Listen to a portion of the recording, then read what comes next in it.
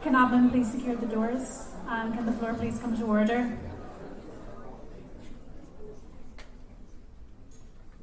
Delegates, opening ceremonies will now begin. I would like you to stand and welcome the Director of our NUN, Mr. William Hare, who is accompanied by our Headmistress, Joan Kirby, our special guest, Mrs. Adi Roach, the Joint Secretary-Generals, Miss Lucy Dornan and Mr. Harry Deacon, and the Joint Presidents of the General Assembly, Miss Emma Fogarty and Miss Robin Beattie.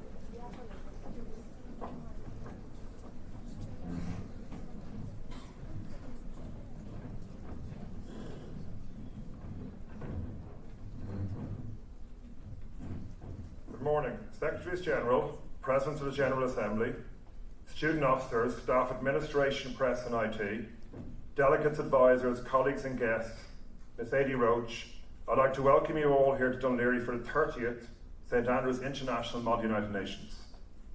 I'd first like to introduce you to the Headmistress of St Andrews College, Mrs. Joan Kirby.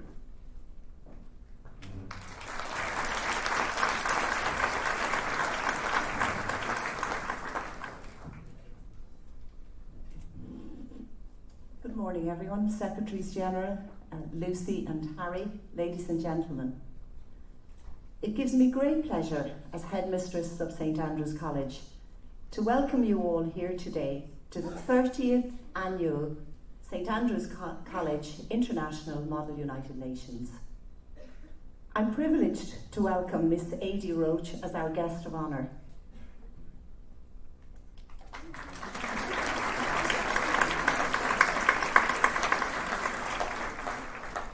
Adi is one of Ireland's national treasures. Her work for Chernobyl Children International and the campaign for nuclear disarmament has shown how much can be achieved by one person who has the courage to speak out. The importance of her work has brought her many awards: European Woman Laureate Award and the Princess Grace Humanitarian Award, to name just two. We look forward to hearing Adi speak later. I would also like to welcome back all those schools who make this part of their annual diary. It's great to see you all again. I extend a particularly warm welcome To the schools from Romania who are visiting us for the first time, you're all very welcome. A 30th anniversary or birthday is a big milestone in the life of any individual or organisation. So it is only fitting that I pay tribute to the efforts of the hundreds of teachers, administrators and organisers who have worked so hard over the last 30 years to make SAIMUN the huge success it is. And speaking of those organisers, it is a matter of considerable sadness to us all in the St Andrews and MUN communities that we lost one of the motivating forces behind the MUN last October, our dear friend, colleague and teacher, Mike Allen. Mike ran the MUN from 1992 until his retirement in 2012 due to illness. But even during his illness, Mike maintained an interest in the comings and goings here in Dunleary every Easter, at The Hague and at the Royal Russell in Croydon. His energy, commitment and dedication made the MUN the success it is. Everyone here owes a huge debt to Mike. I'll just pause just for a couple of seconds so that we can all think about Mike and the great work that he did, and of course remember his great wit, but his work ethic above anything else.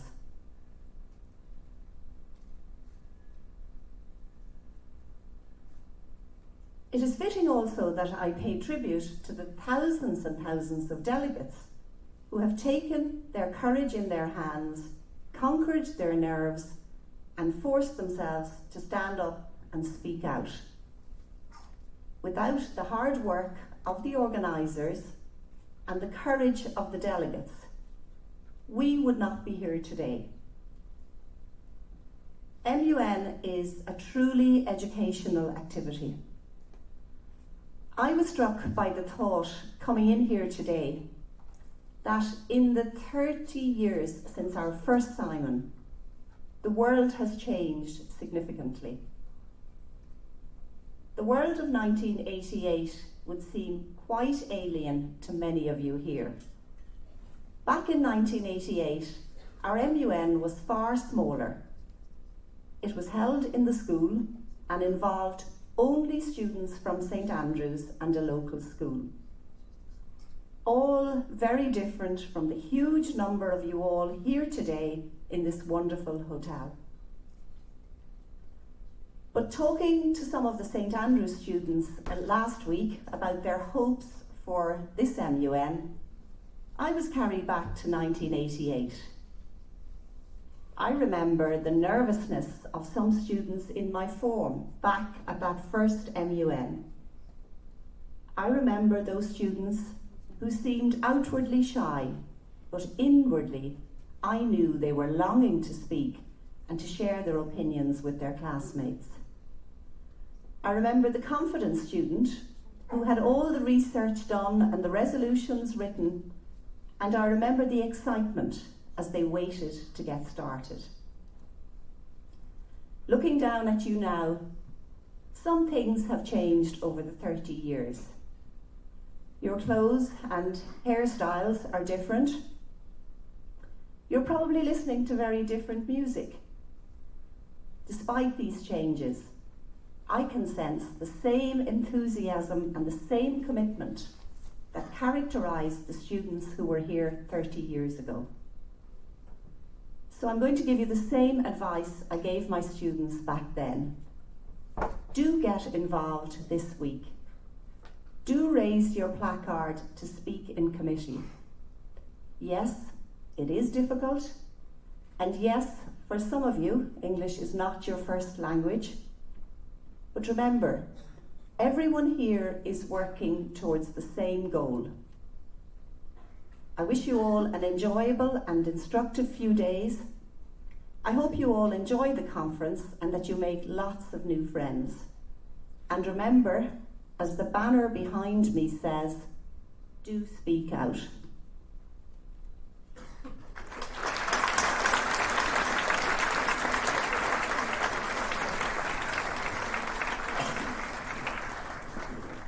Thank you very much, Mr. Kirby, for those kind words. I think it's fantastic when you think that from the very first MUN to now, we've had consistency with Mrs. Kirby. It's actually 40 years in the school as well now, 41 maybe, I think, then serving St Andrews College. Tireless servant and a great supporter of MUN. This year she visits in The Hague to support us there. So thank you very much for your speech and your kind words. Thank you, Mrs. Kirby.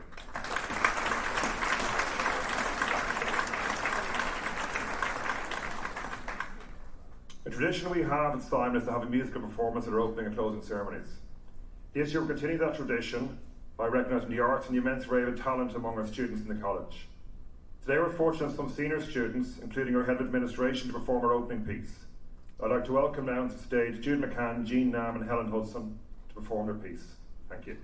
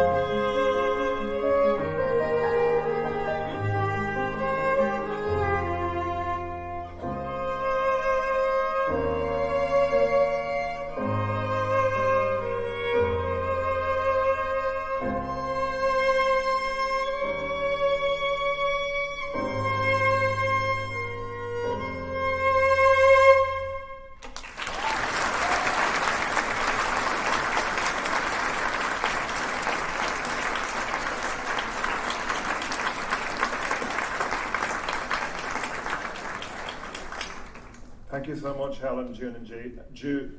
I said this last night as well. Jean and Jude, for that wonderful piece of music. There's a sheet and paper there which they have everything on. They learned this by ear apparently there last week. They didn't actually take the music. So again, amazing achievement to them all. I was looking at the hieroglyphics they'd written there last night that sort of made them understand that. Thank you again. So I just have some housekeeping announcements now for you. There is no planned fire alarm this week, so if you do hear the fire alarm, please evacuate by the nearest exit. There's 5 exits in this room, 3 on this side and 2 on the other side. 3 this side, 2 here. When you go to your committee rooms or around the hotel in general, please familiarise yourself with all the exits. The fire assembly area is on the grass outside by the bandstand, and please follow all instructions from hotel staff if there is an evacuation. You should have received your lunch tickets. If you do not have them, please go to the information desk in the main pavilion bar. The placards in General Assembly should stay in General Assembly. We use them every year.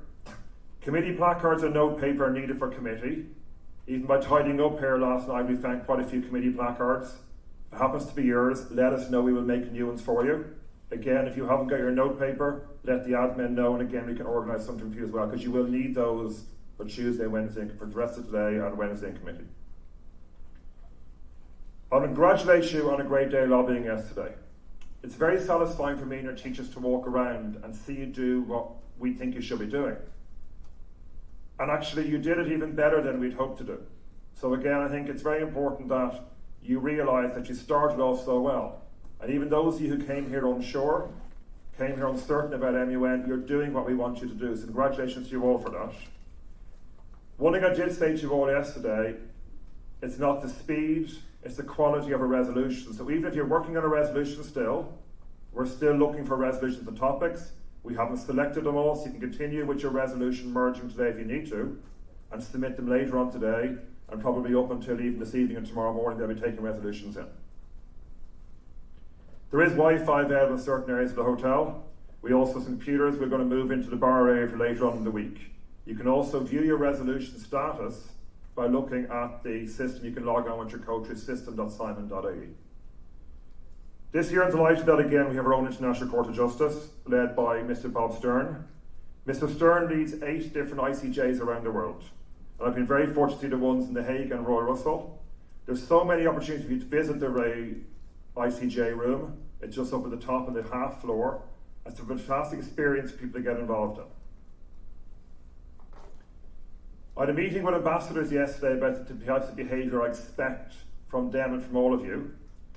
A lot of people have travelled a lot of distances to be here, and as I said yesterday, expect behaviour from all delegates which reflects the seriousness of this conference and the sacrifices made by people to have you here today. So you must adhere to the dress code. So boys, make sure you have a tie and proper shoes. Girls, you're dressing for work, not for going out. It's also important that you behave appropriately in the hotel. This is the 10th year we've been here in the Royal Marine Hotel. It's a wonderful venue, but there's also other guests staying here in the hotel. So it's important that when you're in the public areas or bedroom corridors, your rooms, that you behave with respect towards other guests and staff. We would take a dim view of any behaviour to the contrary. Mr. Kirby mentioned Mr. Allen earlier on there. I also this image of Mr. Allen in The Hague with his USA Today newspaper in hand, reminding us that nothing good happens after 11 o'clock. And there's no students here, some staff who were here at that time will remember that, but he would open the paper, he'd pull it open, he'd say, everything here happens after 11 o'clock. So nothing good happens after 11 o'clock, and for that reason, that's the curfew. So the hotel and ourselves have agreed that you're not to be in public spaces in the hotel after 11 o'clock without teachers.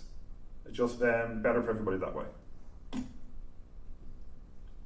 One point of contention every year is this fantastic room, but the balcony and mezzanine, which are great at the moment, can later on sometimes become an area for chat.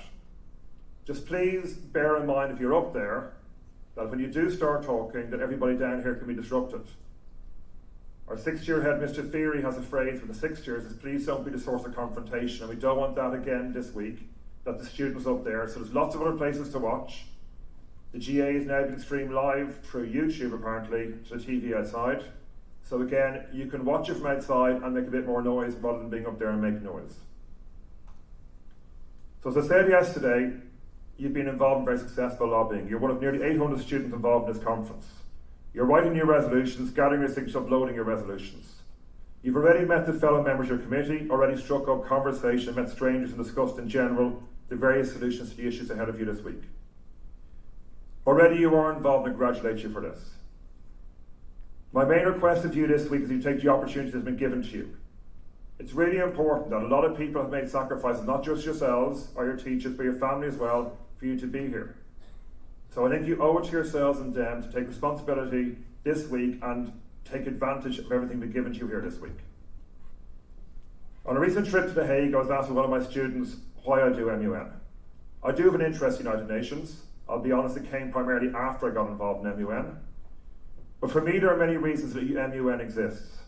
And all of these reasons are about you, the students. This is a marvellous education opportunity. You get to research different countries to learn about current global issues. You learn to prepare your thoughts in a coherent argument and have the ability to see both sides of an argument. When these skills are taught in classrooms, it's often teacher-led. MUN conferences are student-led. As teachers, we get to see you, as our students, moving from that comfort zone into your growth zone. I'd imagine all the teachers here have the same wishes for their students this week. On a base level, we want you to behave and not let yourselves out of school down. But on a more important level, we want you to succeed. Day 1 of 4 is over. How will the next 3 days go for you? This is in your hands.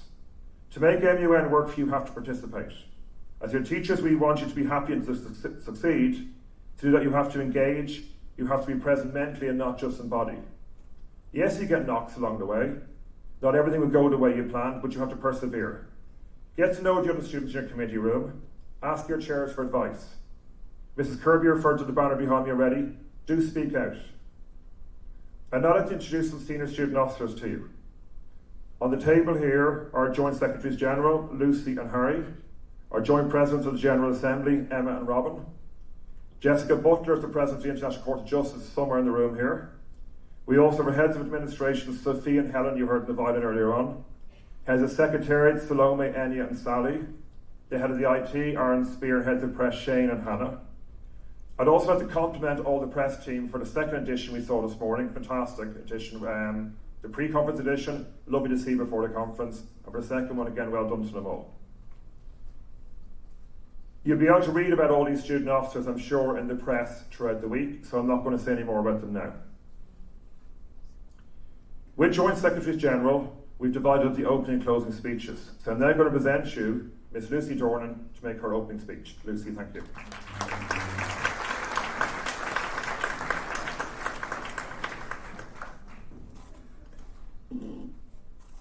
100 years ago today, the first battles of the Somme were in full force. Teenagers, barely older than us here in this room, were losing their lives. In fact, on this day in 1918, 18-year-old Canadian fighter pilot Alan Arnott MacLeod was heavily involved in the combat. To put that in perspective, I am 18 years old. Our two presidents of the General Assembly are 18 years old. My fellow Secretary General is younger than Alan was when he fought in the war. On this day, the 27th of March, 100 years ago, Alan, along with his observer, Lieutenant Arthur Hammond, shot down 3 German planes over the Somme in France. In this exchange of fire, their own plane was also shot down. They tumbled from the sky, but Alan was able to maneuver the aircraft so that they crash-landed in no man's land. Here, despite having been hit 5 times himself and injured by a bomb that went off nearby, 18-year-old Alan carried the badly wounded Hammond from the wreckage to safety in a shell hole nearby. There, they were later found by South African troops. Both Alan and Arthur survived. For his bravery, Alan was awarded the Victoria Cross. At only 19 years old, he was the youngest airman to be awarded the medal in the First World War. Alan, a boy, barely a man, at 18 years old, was fighting for what he believed in.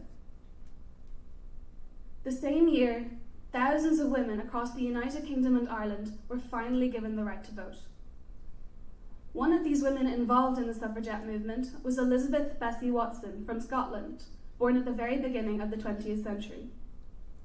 Bessie's parents were concerned about her contracting tuberculosis after her Aunt Margaret had contracted the disease.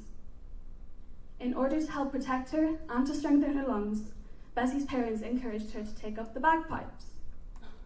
Bessie was enthusiastic about learning to play the bagpipes, as she would be one of a very small number of women at the time to know how to play the bagpipes, and one of the youngest.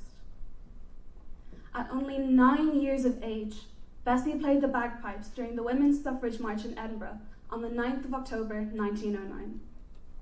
There she was, a girl doing something which they always associated with men, as Bessie herself put it. She was also 18 the year that the right to vote was given. These women had also fought for what they believed in. They too had spoken out, or in Bessie's case, they played the bagpipes really loudly, but they had been heard. This time 30 years ago, the doors of St. Andrew's International Model United Nations were opened for the first time. Hundreds of young delegates, the same ages as all of you, the same ages as Alan MacLeod, the same ages as Bessie Watson, sat down and debated the problems of 1988. They too spoke out. They too had their voices heard. Today, we commence debate on some of the most pressing issues of our time. Despite women having much more freedom here than they had before 1918, there are women all over the world who struggle to obtain their basic rights. Women are still overlooked, abused, and mistreated, and this year's conference reflects that.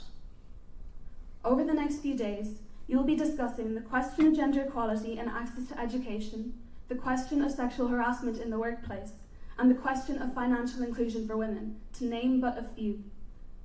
These are all issues currently being discussed on the world stage. These are all issues which world leaders are attempting to resolve as I speak, and they are issues which you, here in front of me today, will resolve as well. It's often easy to go through our youth doubting our abilities and our voices. What have we got to say? Why should we bother when adults won't listen to us? Why don't we just leave these problems to the grown-ups? Youth did not stop Alan MacLeod from fighting for what he believed in. Youth did not stop Bessie Watson from marching for women's suffrage. Youth did not stop the first SAIMUN delegates 30 years ago who sat here in front of this very banner as you do today. Youth is not stopping the thousands of kids across the United States of America who are currently rallying for gun control.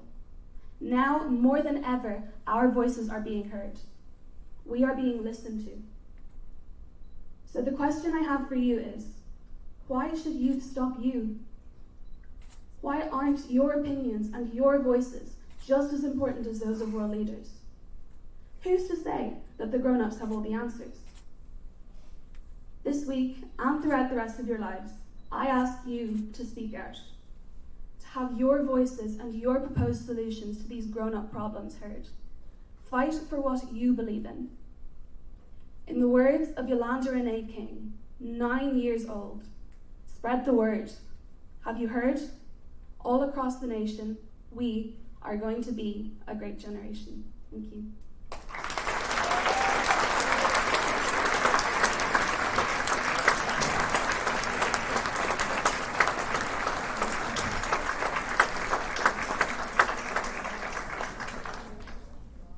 Really well done, Lucy. Sorry, really well done, Lucy. It's amazing. And she is right. Listen to those words. I think we put them in the press. You can read them yourselves again afterwards. So thank you so much for that wonderful opening speech. Very inspiring. You'll get to read them again yourselves later on, delegates. And now for our second piece of music. We perform with two students, both of whom I teach chemistry to. The first is your President of General Assembly, Robin Beattie, and also Caitlin Colbert as well. Thank you. Robin and Caitlin.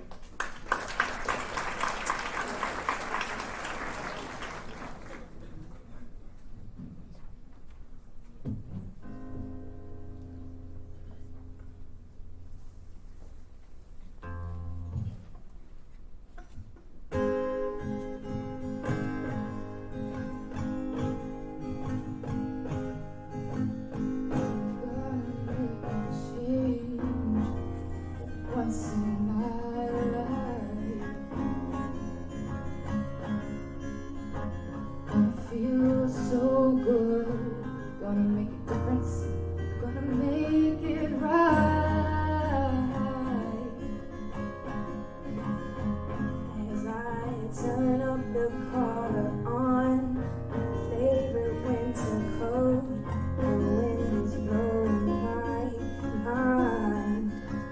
see the kids in the street with not enough to eat.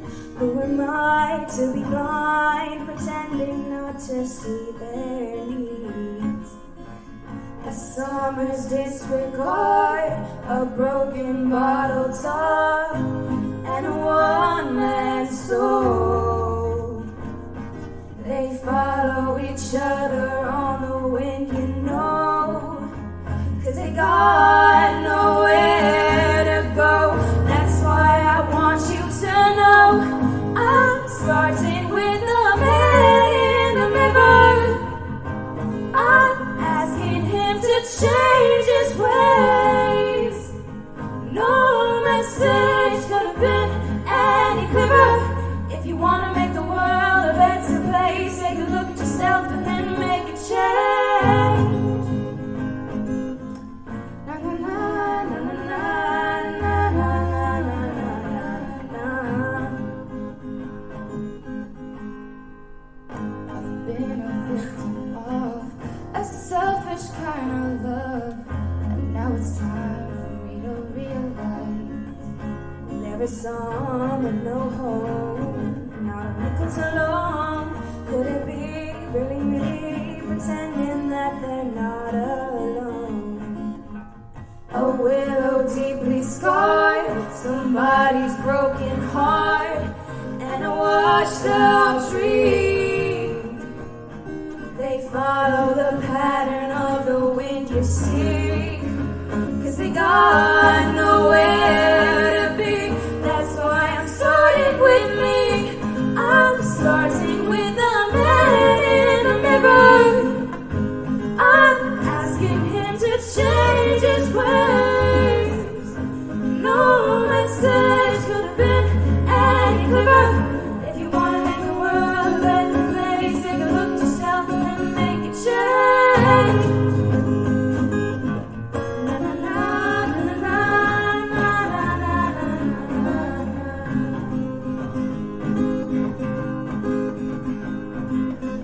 Na na na na na na na.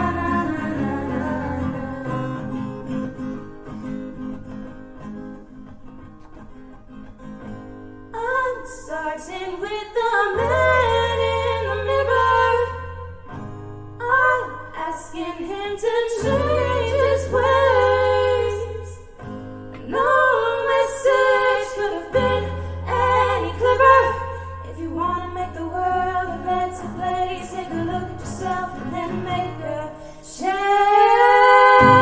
I'm starting with the man in the mirror. I'm asking him to change his ways. No message could have been any clearer. If you want to make the world a better place, take a look at yourself and then make a change. Na na na na na na na na na na.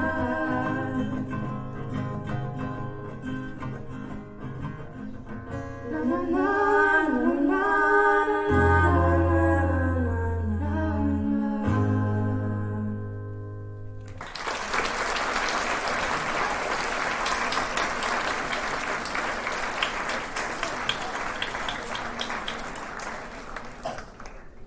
Thank you again for that wonderful performance. So inspiring to see talent from, I know you're all young people, you're all full of talent, but just look at the potential you all have. We're only getting small examples through the music here now, but this is all inside you all. They joke at me sometimes looking back at the lyrics of these songs, but I'm going to do the same again, and I'm going to remind you of one of the lyrics in these verses here now. So in case you didn't pay full attention, one of the verses is, I'm starting with the man in the mirror. I'm asking him to change his ways. No message could have been any clearer. If you want to make your world a better place, take a look at yourself and then you make that change. And that's up to all of you to have start from now. Lucy's speech echoed the power of youth. You all have that power to make that change. Somebody else who did make that change, continues to make that change, is our guest speaker today, Miss Adi Roach. Adi is the founder and voluntary CEO of Chernobyl Children International. and was one of the leading international figures to respond to the humanitarian crisis which ensued after the Chernobyl nuclear disaster in 1986. For over 40 years, she's been passionately campaigning for and is publicly active in issues relating to environment, peace and social justice. Eddie started work in the immediate aftermath of Chernobyl disaster in 1986 to provide support to children living in the affected areas. Under Eddie's leadership and with the fantastic work and dedication of thousands of volunteers around the country, CCI has delivered more than €105 million worth of medical and humanitarian aid, as well as sustainable humanitarian programs that have impacted the lives of those in affected regions of Belarus, Ukraine and Western Russia. In its campaign to raise worldwide awareness of the terrifying reality of the Chernobyl explosion, CCI has developed close work relations with the United Nations and is a United Nations NGO, accredited development organisation with the only charity working in the region to be honoured with that status. Mrs. Kirby mentioned some of the awards AD received earlier on. The list goes on and on. Some of the other ones noteworthy to mention is she's been mentioned as one of the nominated as the top 20 of Ireland's greatest women of all time, 2014. She was the European Person of the Year, European Woman Laureate Award, and also the Irish Person of the Year in 1996. I'd like to give you now our guest speaker, Miss Adi Roach.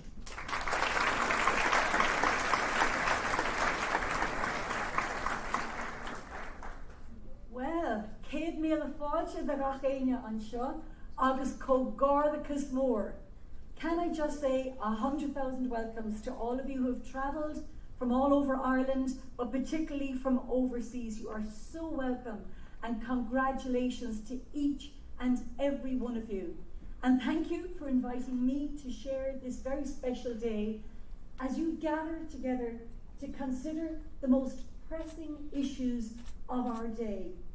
And thank you for giving up your school holidays. I mean, that's a really generous thing for you to do.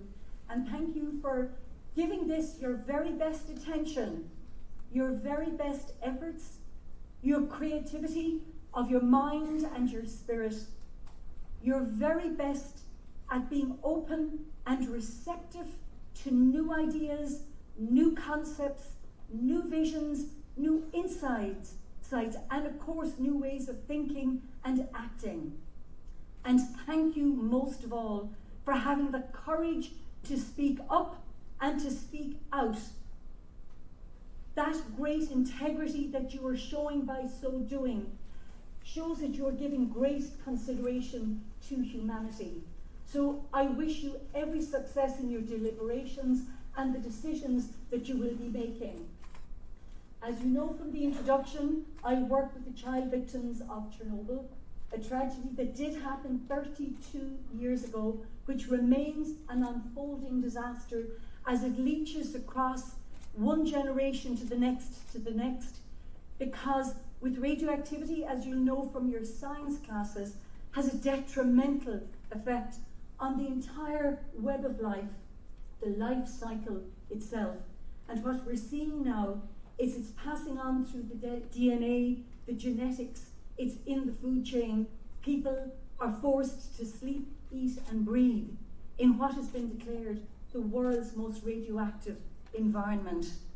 They refer to this as Chernobyl lineage. Now, our charity's job is to provide medicine and humanitarian aid for the victims of Chernobyl. But how did I get involved? What motivated me or inspired me?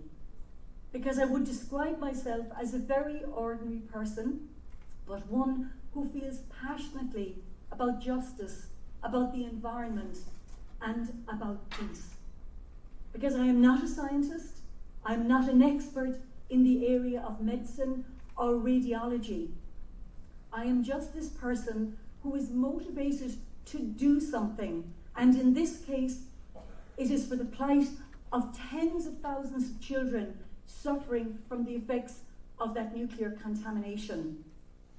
So a question: who are you? What makes you come alive? What are the issues that you are interested in?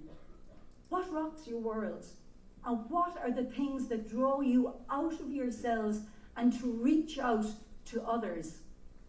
Now, this is one of your challenges this week, and hopefully the fruits of this gathering, this interchange of idea, the making of new friends. These fruits and these visions will occupy most of your lives, actually, from this point forward, and will help to shape each and every one of you for the rest of your lives. So what can you do to make our world a better place, a more just place, a place that we dream of being free from war, free from hunger, from disease, from ignorance and prejudice? How can you make the world safe for your generation and for the generations that come after you?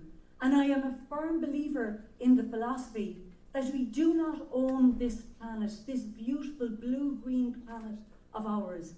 We are the caretakers, the nurturers, the custodians for future generations. Boys and girls, this is your inheritance, because you will become the future custodians in time. And as you are now growing into beautiful young men and women, hopefully you are today finding your own voice, your own confidence, building your own visions, having and making your own dreams and ideas about how you might fit in, how you might make that world a better place, how you might find your true selves with true happiness and your securities, finding the authentic self within each and every one of you, and how to share that with others while maintaining your own personal dreams and aspirations for your careers, and learning how to persevere, how to put the work and the study in when you need to, but how to be a good student, a good brother, a good sister, a good, kind and loving son or daughter. How do you remain loyal to your countries and to that great, wonderful world out there beyond our shores? Guys and girls, you are on the great journey of life, the great journey of love and of service. And this is what the United Nations, in essence, is all about: to serve, to dream, and to work for the good of all the world, all the nations together, united as one.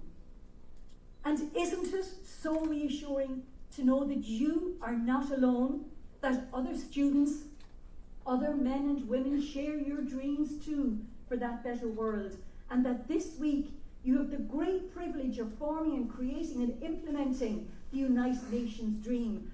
So light that light within you and let it shine out for this week.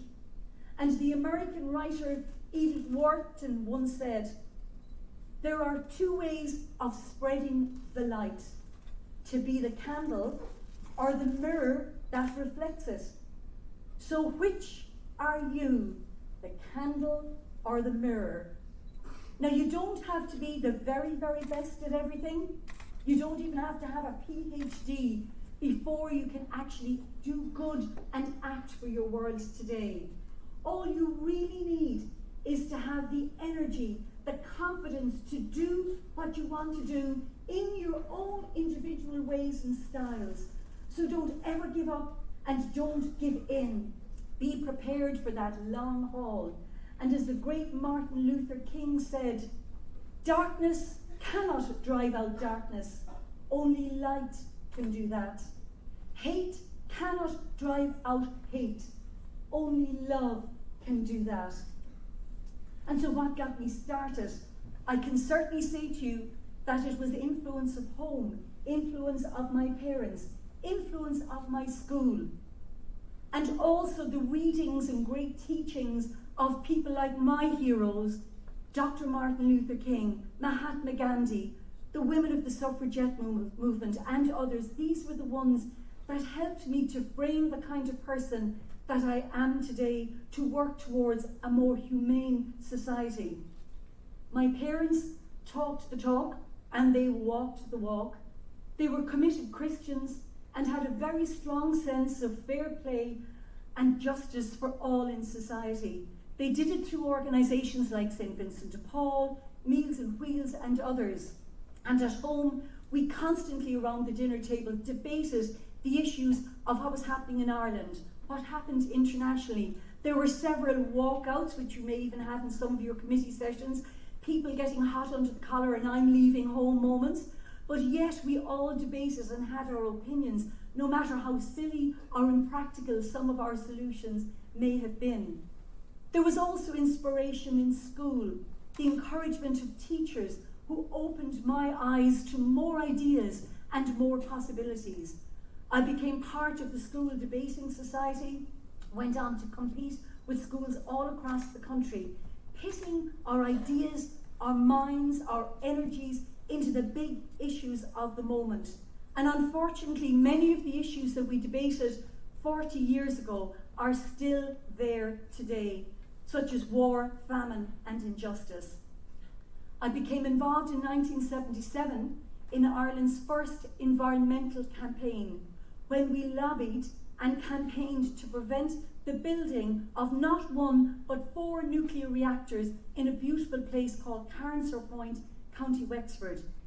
Thousands and thousands of communities and students came about and successfully educated ourselves. We created our debate as to why this was not a good solution for Ireland in terms of energy or for the world, and most certainly not for future generations. Eventually, the power of the larynx worked. The power of diplomacy does work, and the government was forced to take a U-turn. They listened and they acted. The will of the people spoke. And today, I'm delighted to report that instead of 4 nuclear power stations in Ireland, we have this blossoming alternative energy wind farm in its place.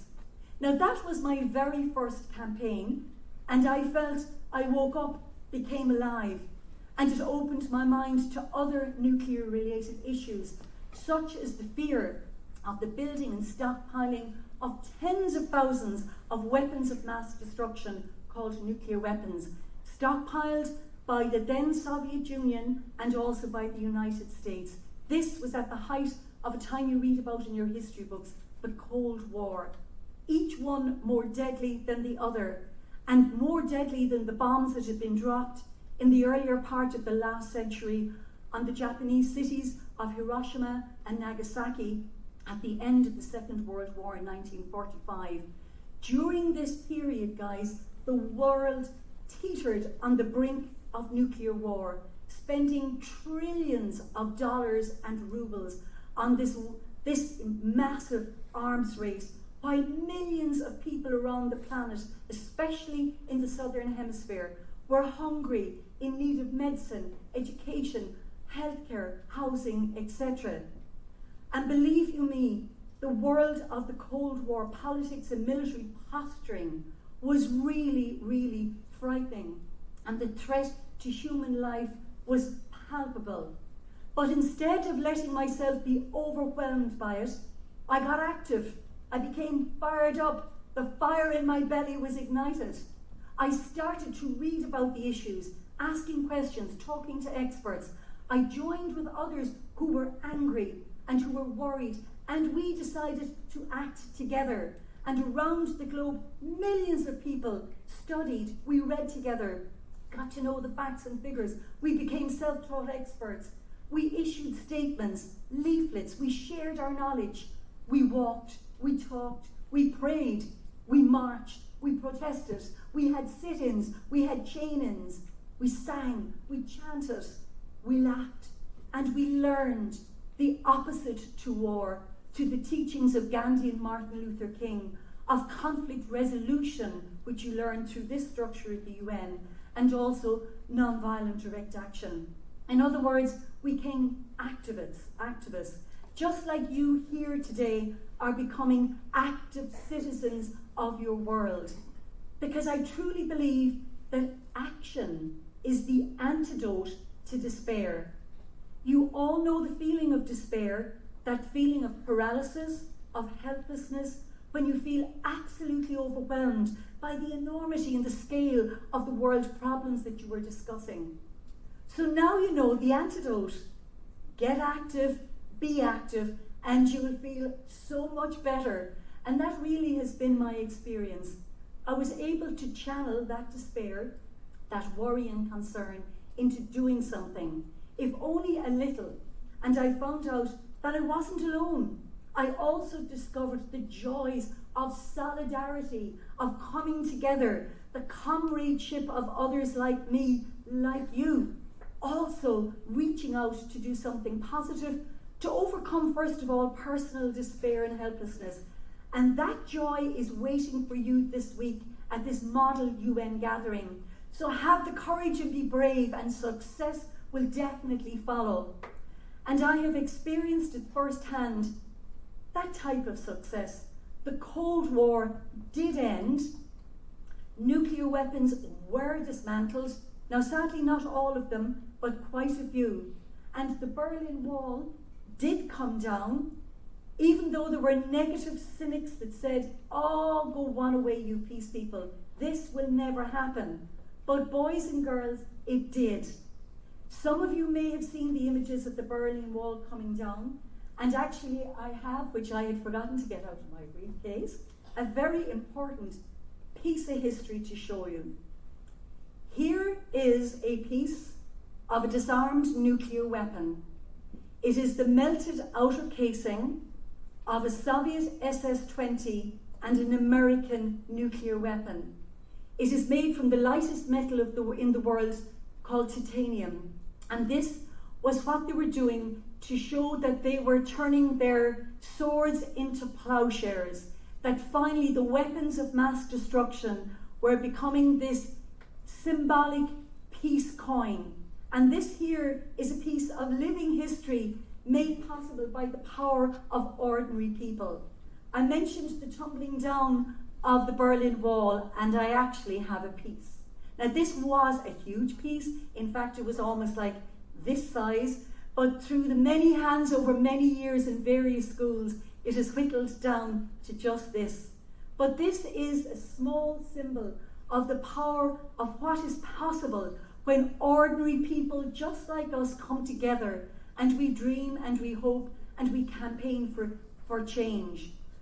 So what are you going to do to help to bring something about?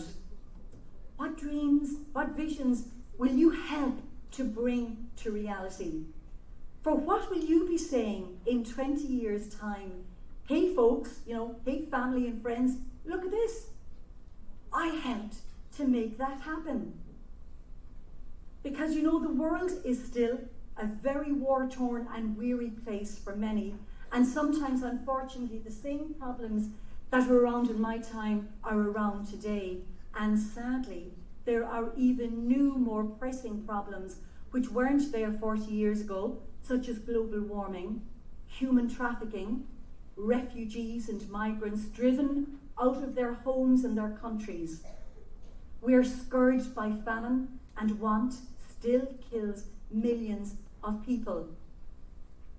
Now, my first experience at the United Nations goes way back to 1982, during a very important gathering of the nations of the world at the special session for nuclear disarmament. And my husband and I, as an NGO for the campaign for nuclear disarmament, we travelled to New York to participate on behalf of Ireland as a neutral country. We took part with 1 million citizens of the world outside the United Nations, and we had a beautiful walk to Central Park where we had a peace concert and listened to inspiring speeches. Later, I joined a group of peace activists and walked 600 miles from the centre of France to the United Nations in Geneva, where we were supporting the work of the UN to try and bring about development by actually having disarmament, getting rid of weapons of mass destruction and pouring the money instead of the weapons into human beings. And as you probably know from studying Ireland's history at the United Nations, we have a long, illustrious one, where we had former Minister for Foreign Affairs, Mr. Frank Aiken, at the forefront of proposing and bringing to fruition the famous now Non-Proliferation Treaty, which we'll be discussing in committee, which is the only treaty we have of really great substance, stopping the proliferation of nuclear weapons around the world. Also, you may have heard of Mr. Sean Lester, who was the last Secretary General of the League of Nations. And if you know the history, the foundation of the United Nations came out of the League of Nations. Now, this man did historic work for supporting thousands of Jewish people who would otherwise have died in the concentration camps. And he is an Irish legend of the United Nations founding fathers. And of course, we have our Irish Army and their role in United Nations peacekeeping right up to the present day. These people, Irish citizens that we are so proud of. Now you too can be that proud and noble citizen of the United Nations family. And who knows that from this conference this year, some United Nations hero will emerge. Now that's a dream. And going back to the connection with the UN, we were invited by Kofi Annan, when he was the Secretary General, to put together an exhibition on Chernobyl to present to the United Nations in New York, which we did very successfully.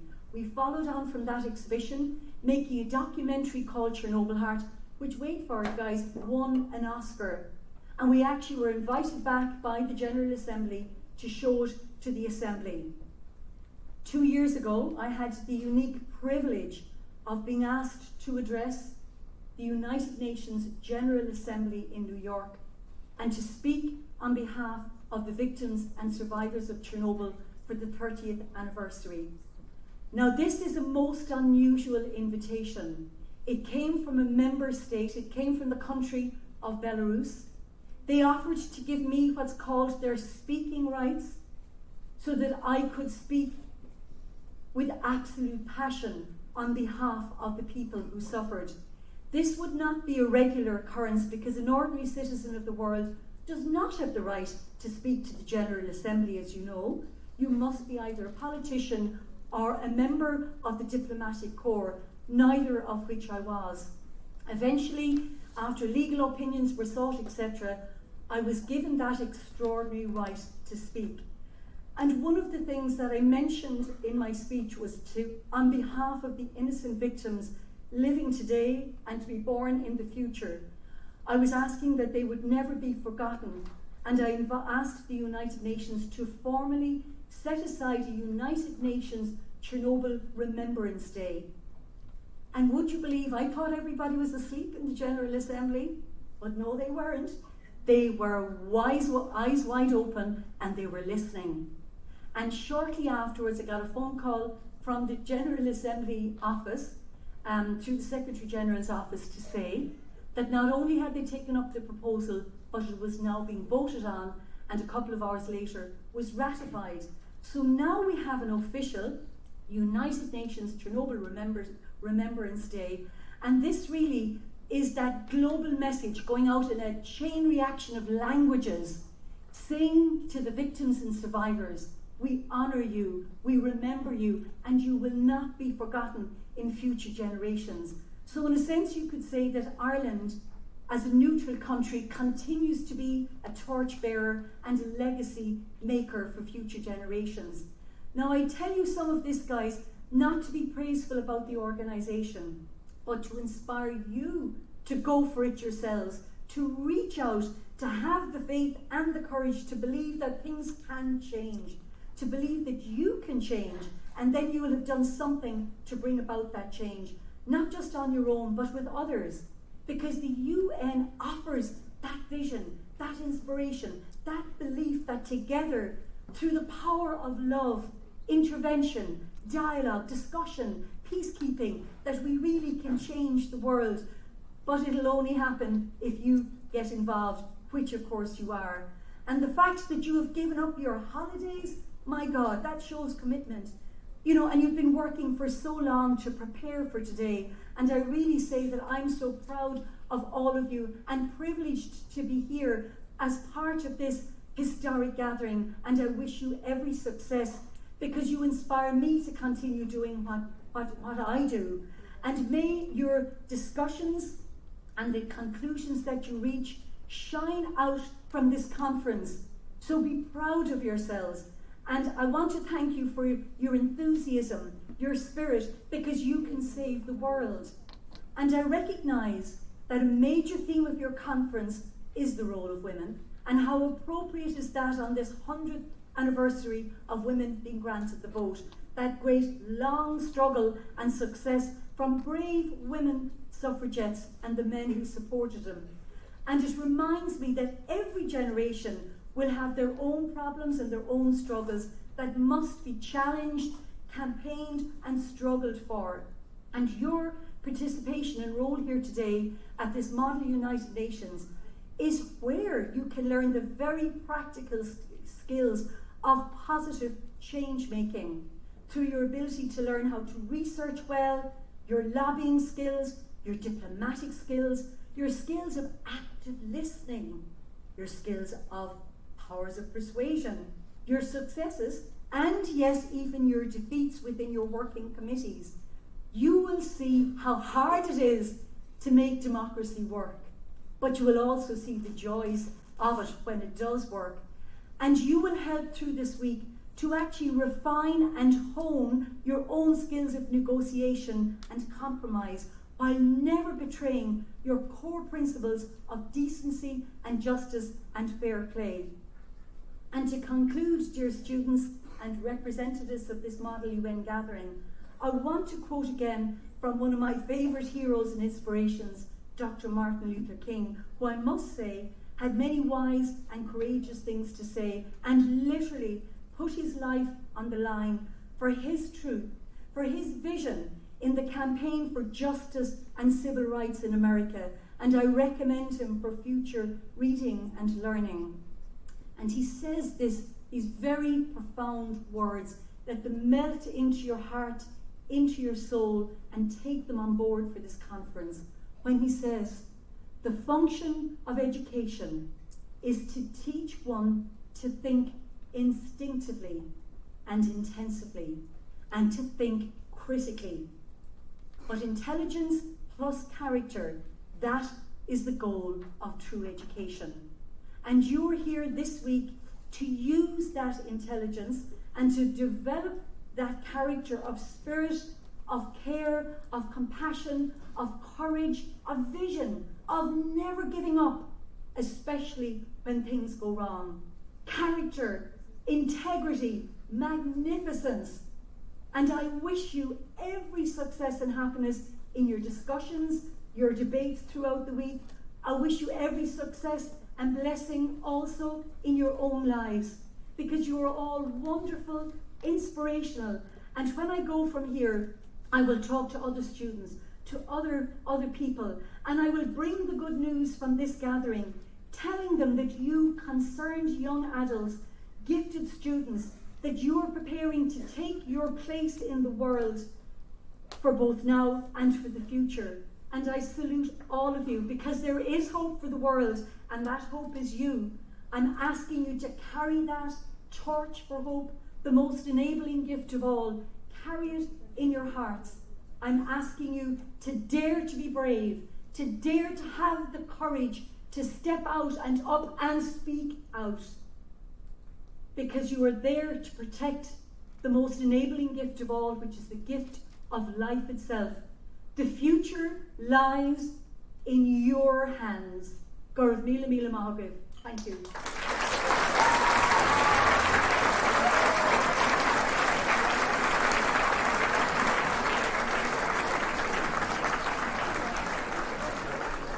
Katie, thank you so much for so many inspiring words there.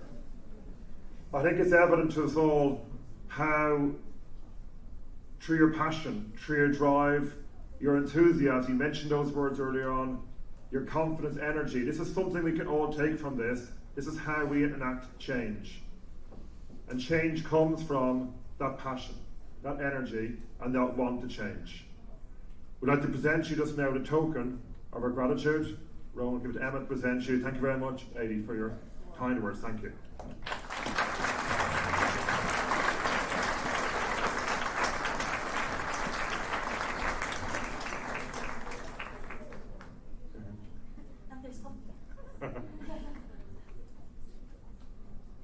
There you go.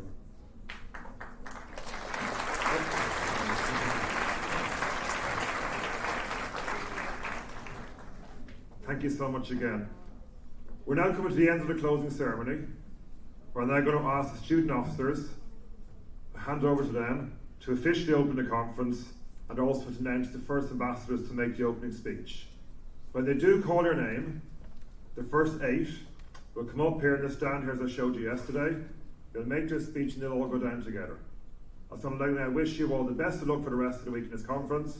We'll be around to support you. You're in their fair hands now. But again, anything we can do to help you, please let us know. Thank you, Mrs. Kirby, Mr. Hare, and Mrs. A.D. Roach for those encouraging words.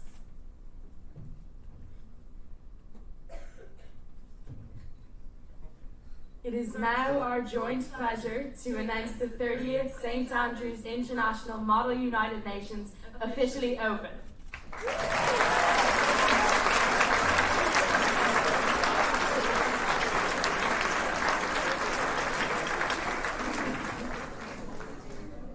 The first speech today will be made by the United Kingdom. The other speakers will follow in order.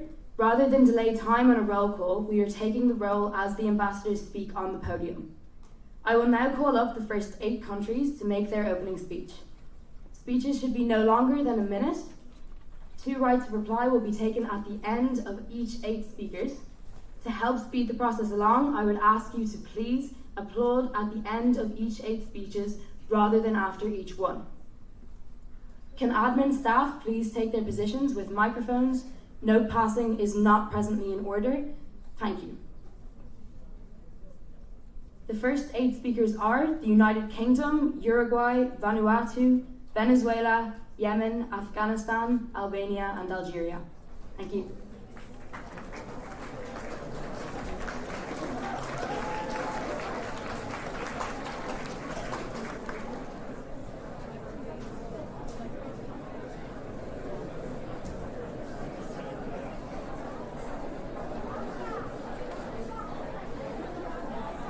As these delegates please approach the podium, can I ask any members of the Security Council and ICJ who are present to please go to their respective rooms.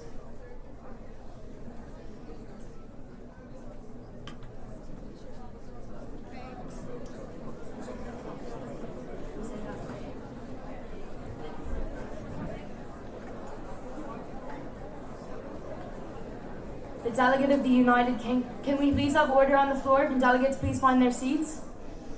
This is not a break, so we need everyone to remain as they are sitting, or whoever's outside to just stay outside.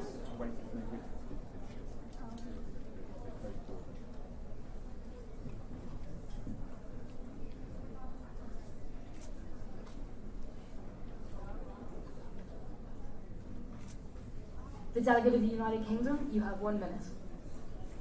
Secretaries General, President, distinguished delegates. The United Nations was founded on the principle of self-determination, the right that each nation may make its own decisions, and this idea remains as relevant today as it was in 1945. Though times have changed over 70 years, the United Kingdom believes we must remain committed to that guiding principle. The UK welcomes the inclusion of its border with the Republic of Ireland following Brexit on the agenda. Yet we must emphasise the right to self-determination, as exercised by our people when they decided to leave the EU. While we are glad the global community concur that hard Anglo-Irish border should not return, any final agreements made on the relationship of the United Kingdom and the Irish Republic must be settled through bilateral negotiations between the state parties involved. Any role the United Nations plays must be supported of these. Thank you.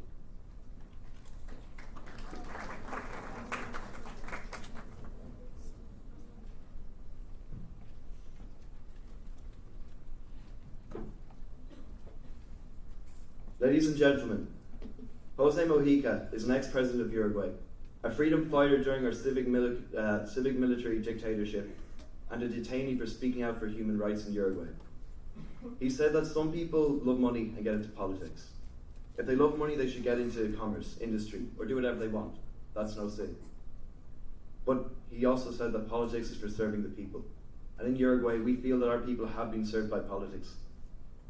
We've had a checkered history with human rights under that dictatorship in the 1970s and 80s. But since 1985, in our first democratic election, we'd like to say that we've improved. We're now known as one of the most human rights conscious nations in all of South Africa. Although we aren't without some issues, for one, our prison system is flawed, we're still honoured to be here in SAIMUN 2018, where we hope through the means of constructive debate and submitting resolutions, we can allow politics to serve the people.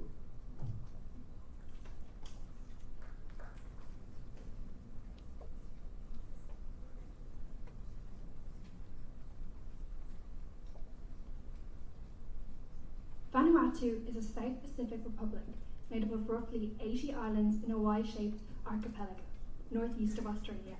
Vanuatu means land is here, an expression of independence locally.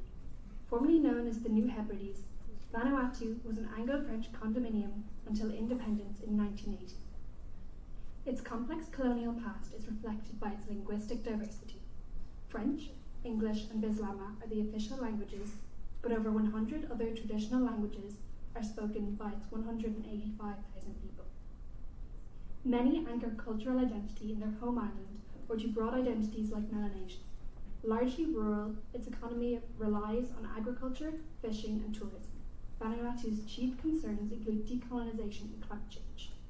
As a newly independent nation on the Pacific Ring of Fire surrounded by sea, Vanuatu hopes to use its experience dealing with these issues to help drive global change. Thank you. The delegate of Venezuela. Honourable Presence of the General Assembly, Secretary Generals and honoured guests. We, the delegation of Venezuela, is honoured to be here at this conference. Venezuela has faced so many hardships in the past year. Hunger, economic downfall, disease, but we are more than just a few problems.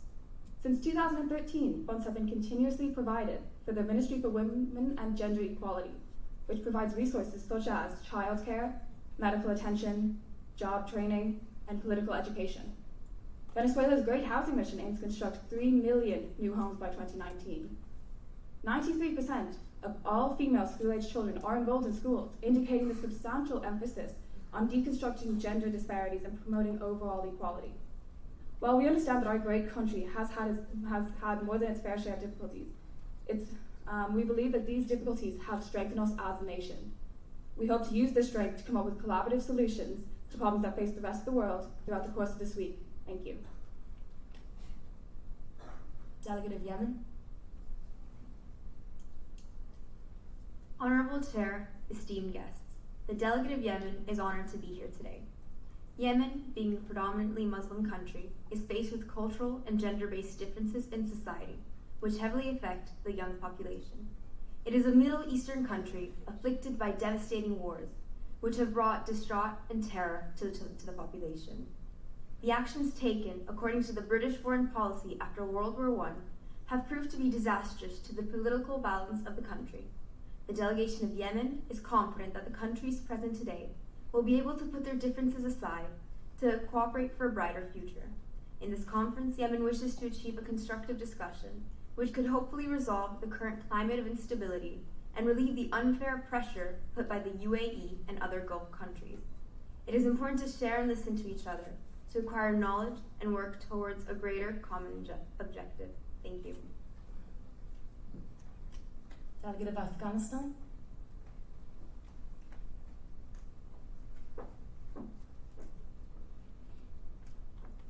Good morning, precious people of SAIMUN, honorable chair people, and esteemed delegates of House.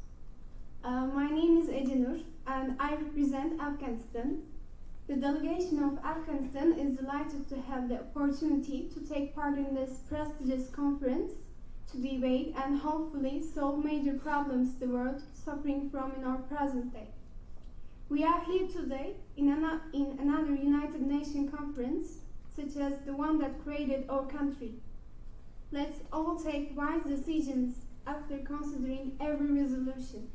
Bear in mind that the UN was created to make a better world and not to satisfy an individual will.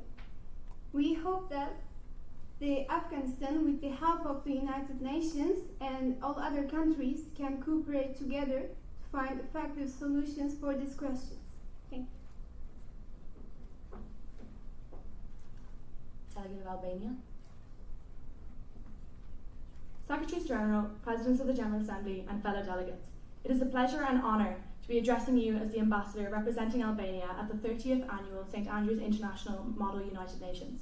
Albania joined the United Nations in December of 1955 and has since participated in 5 peacekeeping missions and has witnessed many positive developments in its political and social-economic aspects. In recognition to the theme of the conference, we wish to stress how through the United Nations, our nation has become fully committed to protecting and promoting all human rights, in particular women's rights. Last year, for the first time in the country's history, half of the members of our government were women. Although we are not without our own issues, Albania prides itself on its cohesive society and its implementation of the core values of the United Nations. Albania has also joined the United Nations Convention regarding air pollution, since air pollution continues to have significant impacts on the health of the Albanian population, specifically in urban areas such as our capital, Tirana. We must work together to strengthen our global efforts, to contrive equality for women and girls, and step up our implementation of all the Millennium Goals.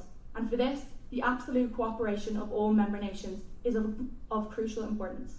So we encourage each and every member state present to participate actively and to bring a constructive spirit and determination to succeed to the debate over the following days. Thank you. Algeria.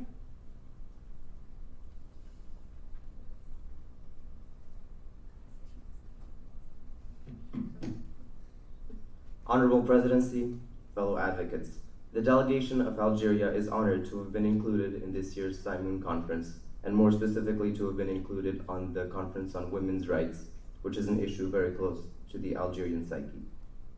But now the delegate would like to address its ambassadors and remind them of an important piece of Algerian history, and that is its relationship with colonial powers.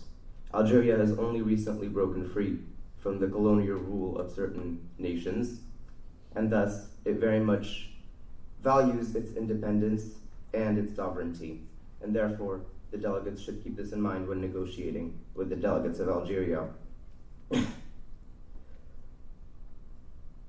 And to my own delegates, I would like to hold you accountable here in front of the General Assembly and remind you that it's your job to represent the Algerian ideals with dignity and structure and to compromise without sacrifice.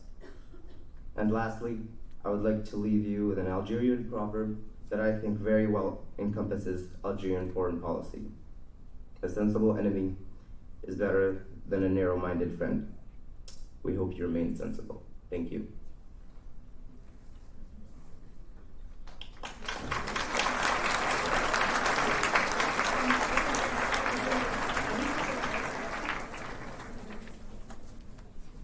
We will now be recognising 2 rights of reply for those 8 speakers. Any delegates wishing or any delegations wishing to make a right of reply, please raise all placards now.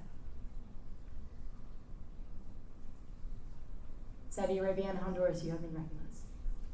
Can the admin please bring the delegates a microphone? Thank you, Honourable Chair. Our question is for the delegate of Yemen. How can you blame other Gulf countries for your inability to rule your own nation when your own first president was abusing his power for over 22 years?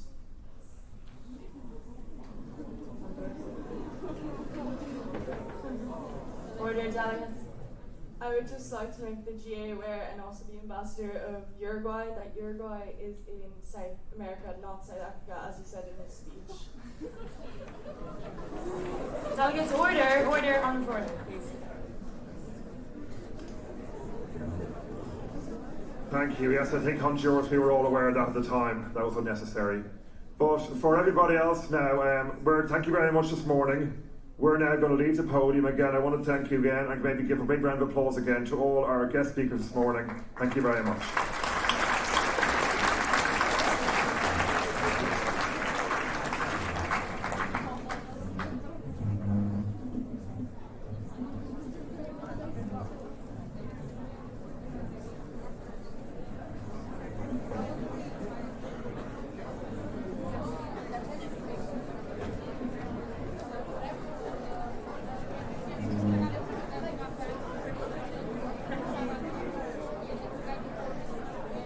The next 8 delegates will be the ambassadors from Argentina, Armenia, Australia, Azerbaijan, Bangladesh, Belgium, Belize, and Benin in that order, please.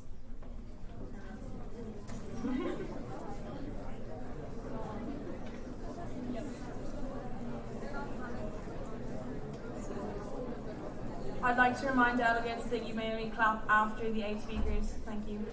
And could we please try and stay quiet while they're speaking? Delegate of Argentina.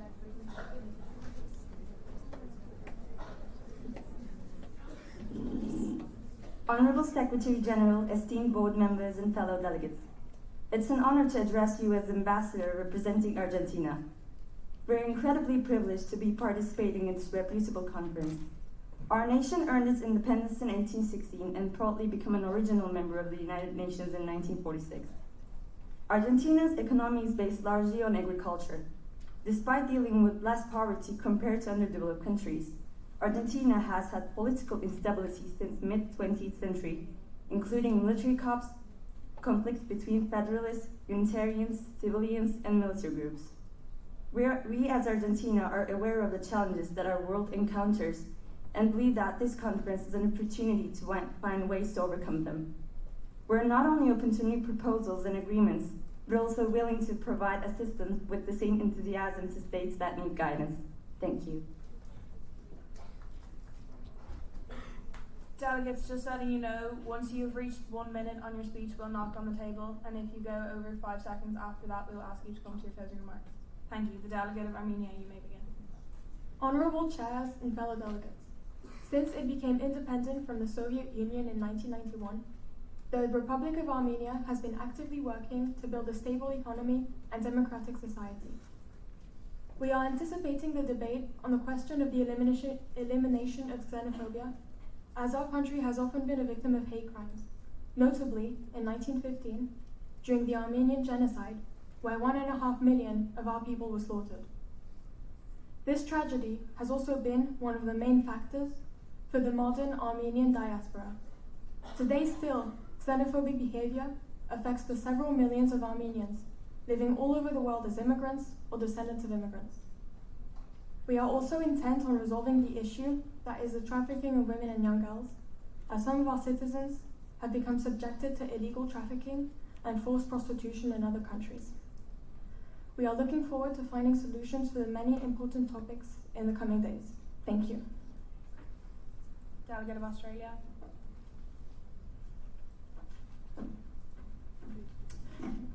Equal opportunity for individuals, regardless of their race, religion, or ethnic background, is one of Australia's fortes. Inequality is a problem in today's society that leads to disastrous consequences. Honorable Chair, fellow delegates, and distinguished guests.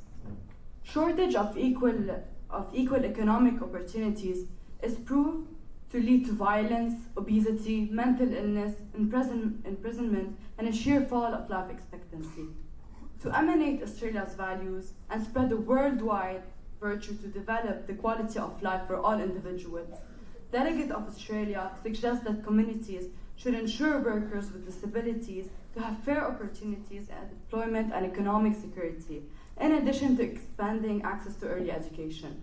Delegates, we need to work hand in hand throughout all the conferences in order to confront the world challenges with a strong spirit of cooperation. Thank you. Thank you, Azerbaijan.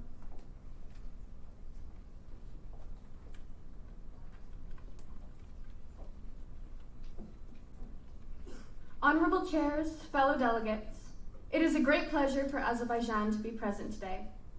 As you may know, Azerbaijan is a country in the south region of Eurasia at the crossroads of Eastern Europe and Western Asia.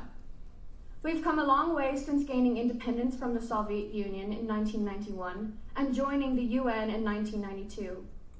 Our small agricultural country has become one of the leaders in oil export. We have become prominent in the potato farming industry, and this April we are hosting the 2018 Formula One Grand Prix. We are looking forward to discussing all topics, especially the question of future livelihood of misplaced people, as this is an issue facing our country today, and we hope we can lend aid and insight to find a solution. We hope everyone has an enjoyable and productive week of fruitful debate. Thank you. Bangladesh.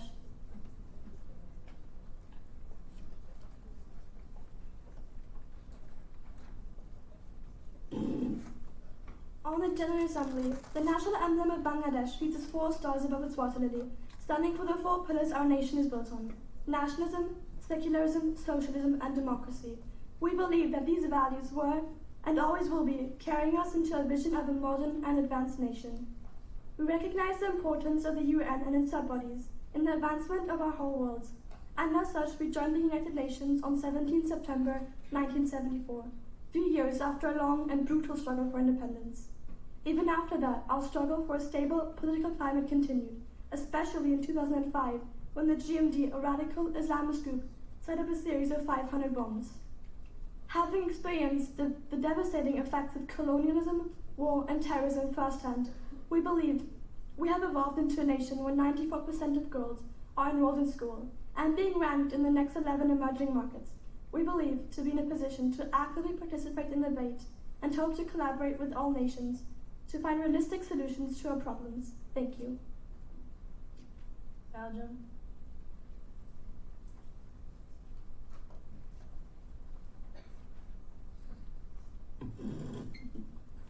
Honorable chairs, fellow delegates, Belgium is truly pleased to assist at this conference.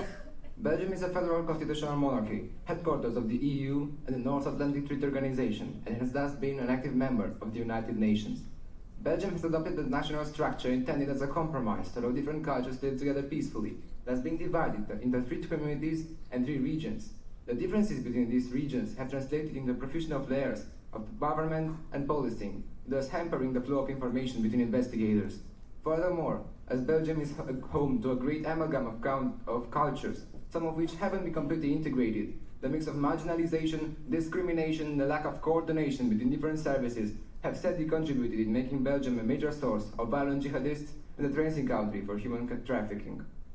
Through greater intelligence cooperation, enhanced international security, and efficient methods of communication, we can achieve the true status of a united world, of United Nations, building a secure, strong, and organized society for all people around the globe. Thank you for your attention, and may we all have a productive week regarding the purpose and the reason of our presence here. Belize.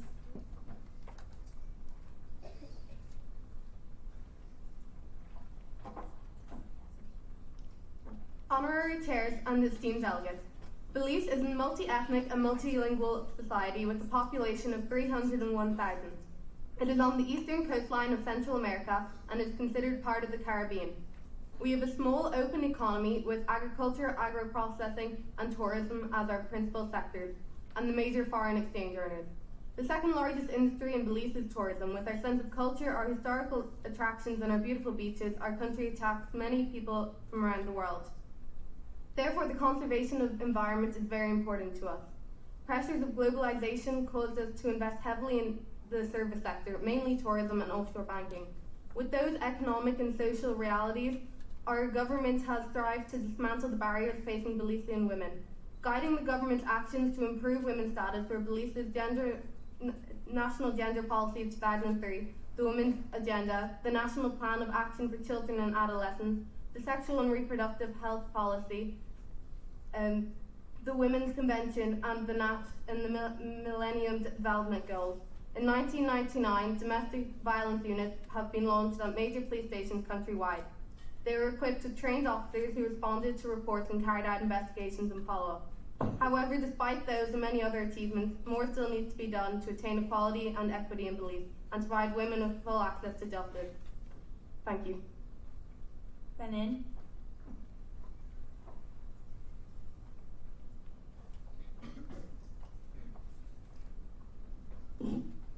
Ladies and gentlemen, it's an honor and an utmost pleasure to be a part of this conference. We, as the delegates of the Republic of Benin, are here with our most present gratitude and sincerity. To start with, we wish you all a fruitful conference at which tangible and applicable solutions will be suggested. Our nation is one of the nations of Western Africa where several severe problems persist, and since these problems started, we have always been keen on taking essential steps to solve them. One huge step taken was our membership to the United Nations in 1960. Today, despite the problems in our region, we are part of this organization, working on applicable and logical solutions to make the world a better place. Thank you. Thank you. We will now be entertaining rights of reply. If there are any delegations wishing to make these points, could you please lower your placards? Please raise your placards now. Japan and DPR Korea, you have been recognised.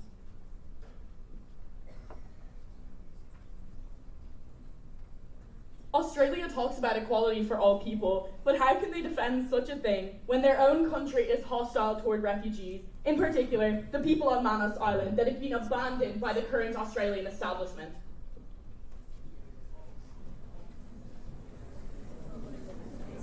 Delegates, order please.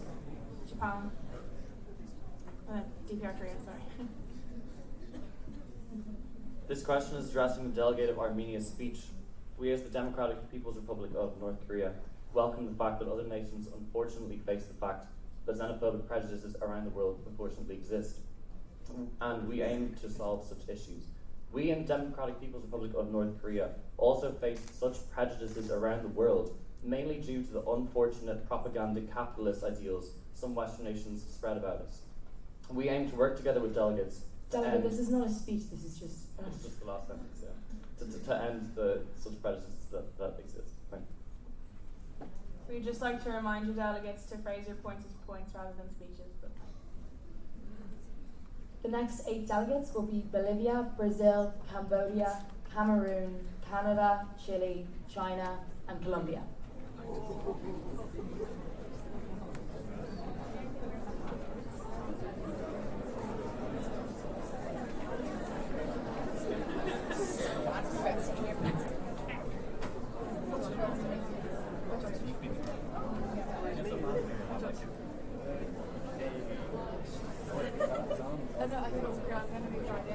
Delegates, order on the floor, please.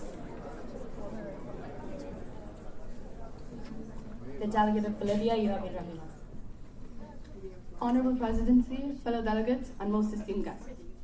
The students representing the delegation of Bolivia are greatly privileged to have the opportunity of attending this prestigious conference.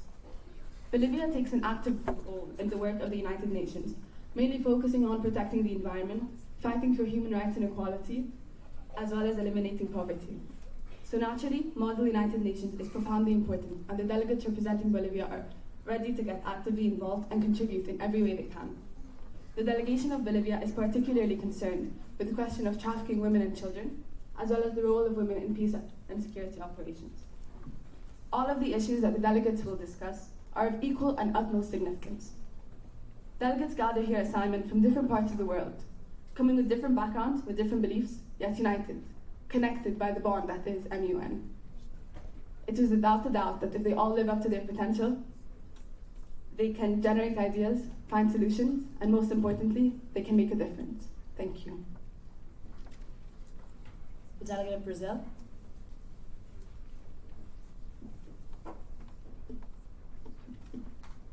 In Brazil, 600,000 primary age children are out of school.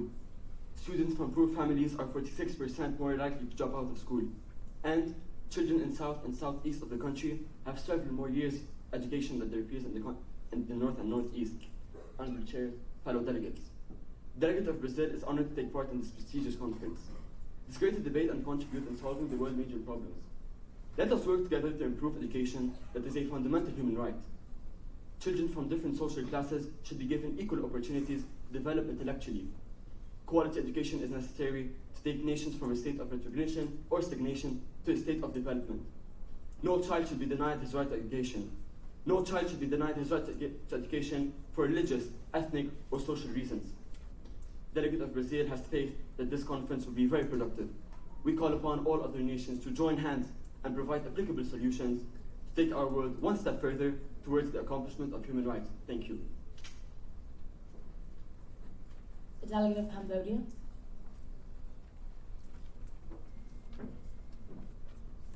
Honourable Chairs, esteemed fellow delegates, it is an honour for Cambodia to be present today.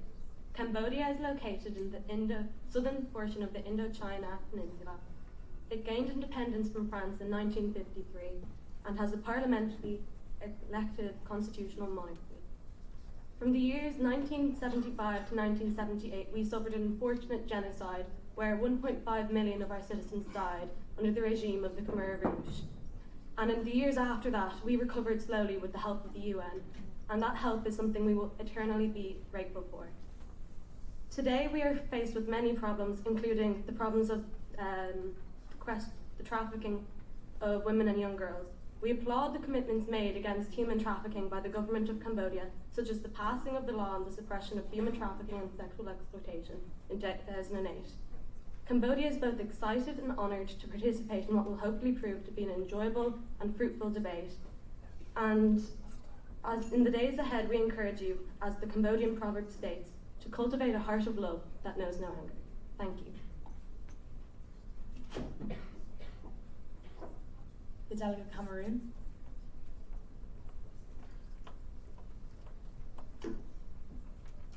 Secretary General, esteemed chairs and fellow delegates, it is a pleasure to address you today as the Ambassador of the Republic of Cameroon.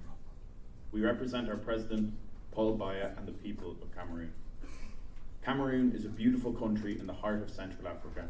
Our nation is referred to as Africa in miniature for its geographical and cultural diversity. Our natural features include beaches, deserts, mountains, rainforests, and savannas. There are also 8 unique ethnic groups that share our lands. We see ourselves as a strong economic force in sub-Saharan Africa. Unemployment is estimated at just 4.4%, and over 2/3 of the population are living above the poverty line. Since the 1980s, Cameroon has been following programs advocated by the World Bank and IMF to reduce poverty, privatise industries, and increase economic growth. Our delegates, representing our great nation, look forward to sharing our insights with you, and we wish you all a vigorous and constructive debate. Canada.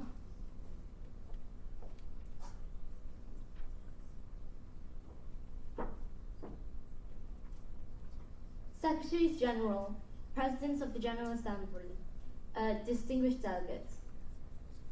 It is a pleasure to address you as the Ambassador representing Canada.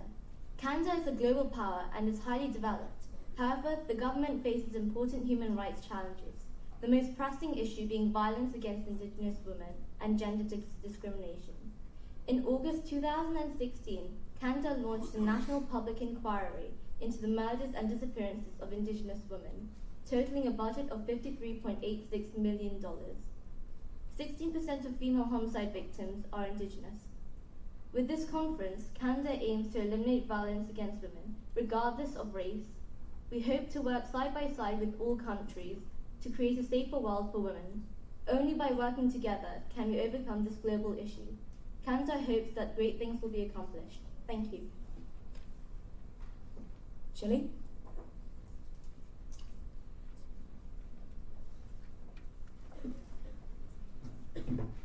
Good morning, everyone. It's an honor and pleasure to be here as a delegate and a person.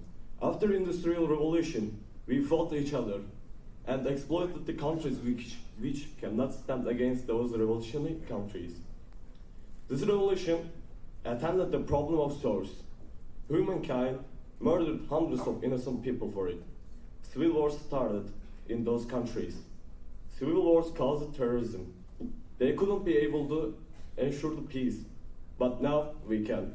We can try to solve the problems with our ideas, words, not with wars. We wish a brighter future. In such an area, we will be happy to see all the problems we will debate. And the ambassador of Chile wants to end the speech with a quote from the great Turkish leader Atatürk. Peace at home, peace abroad. Thank you. That's not the end of this EA speakers. China.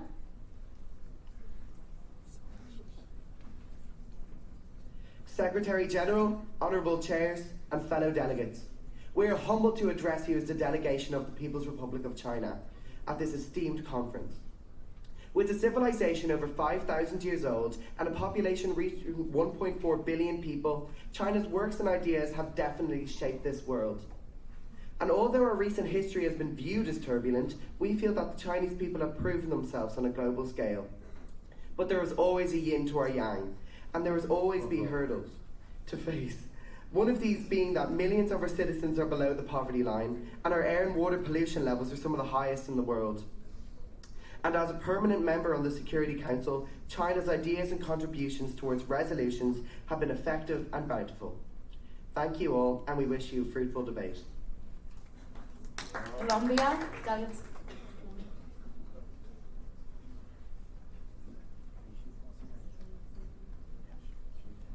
Honourable chairs, fellow delegates, and distinguished guests. In Colombia, we are enjoying peacetime in the wake of a war that raged for 5 decades, which led to conflict as a way of life for our citizens, uprooting civilians from their home and way of life.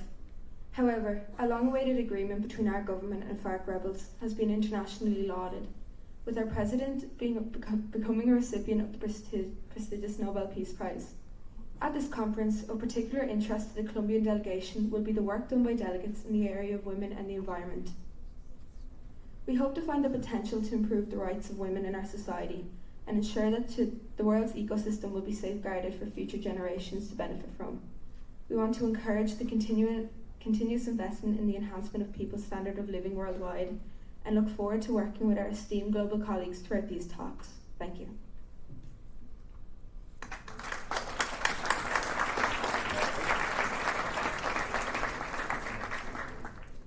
Thank you, delegates. We will now be entertaining 2 rights of reply on those speeches. If there are any delegates wishing to make those points, please raise all placards now. Sierra Leone and United Kingdom, you have been recognised.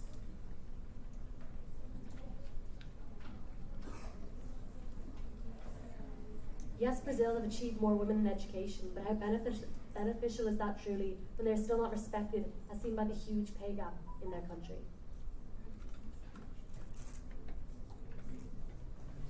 Bolivia stated all issues are equally important, but surely some issues such as human trafficking, domestic violence, and others are of greater significance than these topics.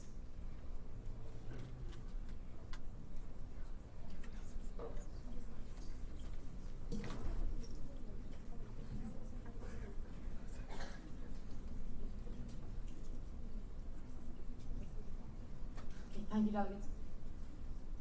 We'd just like to let you all know there will be a break for swapping delegates at 10:45 to 10:50. This is a short 5-minute break. There will also be another one at 11:30 to 11:35. The next 8 speakers are Costa Rica, Cuba, Czech Republic, Denmark, DPR Korea, DR Congo, Egypt, and Equatorial Guinea. We would also like to remind you not to clap until the 8 speeches are done, please.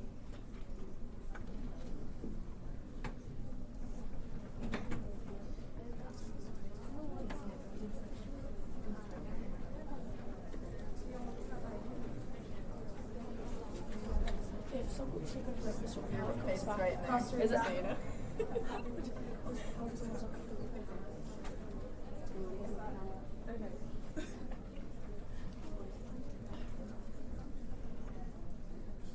Secretary General and fellow delegates, we're very honored to be here today as the delegation of the Republic of Costa Rica. Since declaring its independence from Spain in 1821, Costa Rica has been based off of the values of honesty, working together, and most notably, peace.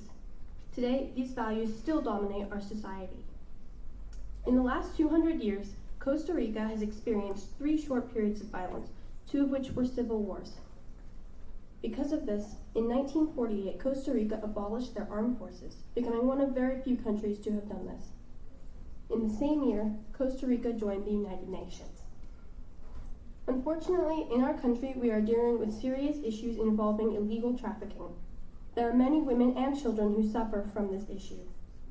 We are in the process of trying to solve it, as we have trained officials to recognize trafficking and the victims of it, and we have also tried to raise awareness. However, there are still issues going on today. Therefore, we're looking forward to discussing the question of trafficking of women and young girls. Thank you. Cuba.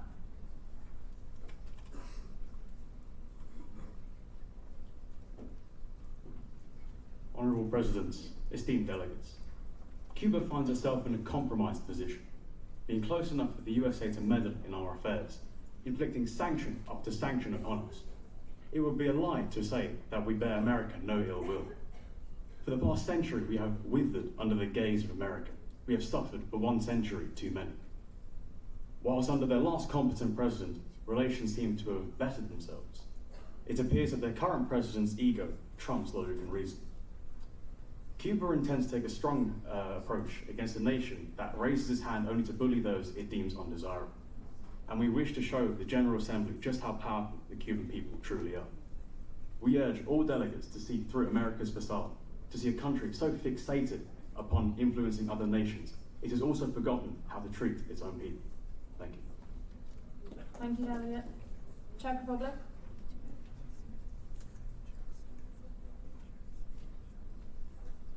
Honorable chairs and fellow delegates, the delegation of the Czech Republic believes that there is an increasing number of incidents of sexual harassment in the workplace. This delegate feels that this matter is not given as much attention as it should be, taking into account the effects it has on women's lives and mental states. The current situation is not appropriate for the healthy adaptation to the working environment without having to worry about their physical and mental state, and that's why we believe that this United Nations Assembly should work towards providing a safe environment with growth possibilities. Lacking in the safety department, the Czech Republic believes that it is of great importance that this problem is tackled as soon as possible to help the development of all countries around the world with a fully functioning system to protect the rights of each woman. We hope for a fruitful and constructive debate in order to solve the issues addressed in this conference. Thank you. Thank you. Denmark.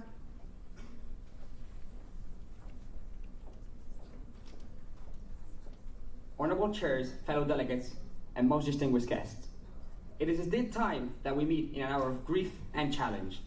Since the start of the United Nations, more than 50 nations immediately envisioned a common goal of peace through this organization. Since, noticeable achievements have been made. Today, more than ever, the delegation of Denmark commits with the international responsibility that precedes it, to promote peace and equality throughout the globe. The delegation of Denmark strongly believes in international cooperation and multilateral treaties in order to resolve any and all pending issues in areas of common interest.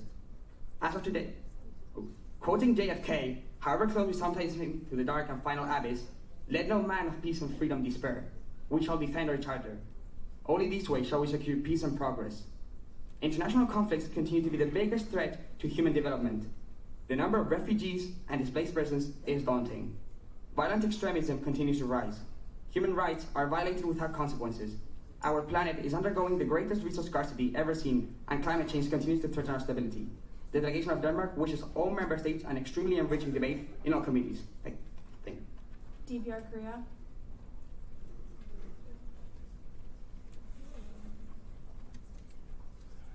Ladies and gentlemen, it is the highest honor to be here today with the delegation from the Democratic People's Republic of Korea as the ambassador along with my fellow delegates. As everybody here knows, DPR Korea is a self-sufficient and equal society. Our Supreme Leader, Kim Jong-un, has ensured that we do not lack much in our society, but there are still a number of pressing issues that we believe most prevalent for the UN as a representative body for the world as a whole. The main issues that we believe as foremost in the proceedings of the next few days for our great country are the elimination of xenophobia, as many people's eyes have been closed to the advancement of our society through Western propaganda, a denuclearized zone in the Middle East due to the disablement that Western countries such as the US have caused in countries such as Iran and Yemen over the last number of years, and due to the awesome power that these weapons hold, and the impact of Brexit on the island of Ireland, as we've had to live with a split nation for the last number of years. We hope over the next coming days to share the advancement and equality of our country with all nations present at this conference. Thank you. DR Congo.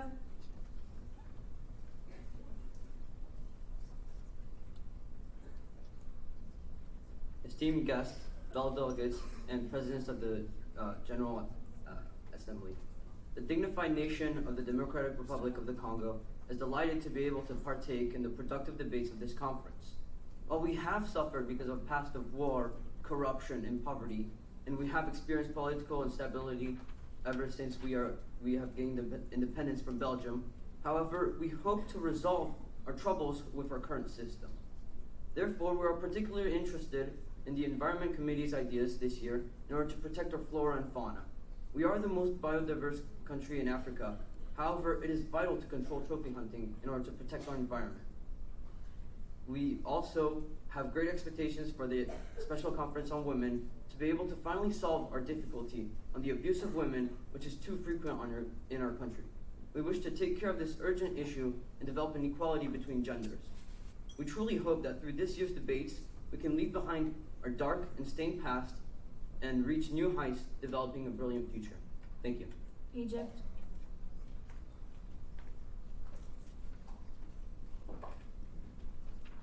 Honourable Chair, esteemed delegates, it is a true honour to be here today representing the great, fruitful Arab Republic of Egypt and our esteemed Honourable Leader Abdel Fattah al-Sisi. One of the greatest global leaders in history, he single-handedly allows our beautiful nation to prosper. England is a great nation with a rich history and one of the most important countries in the world. Our main religion is Islam and our nation is known for its pyramids, pharaohs, a safe and strong democracy, and the greatest footballer on the planet, Mohamed Salah. Unlike our pyramids, our nation is modern and we work actively to keep up with the rest of the world. We look forward to working with all other nations present to create a better, safer and more Egyptian future for everyone. Thank you. Thank you, Delegate. Equatorial Guinea.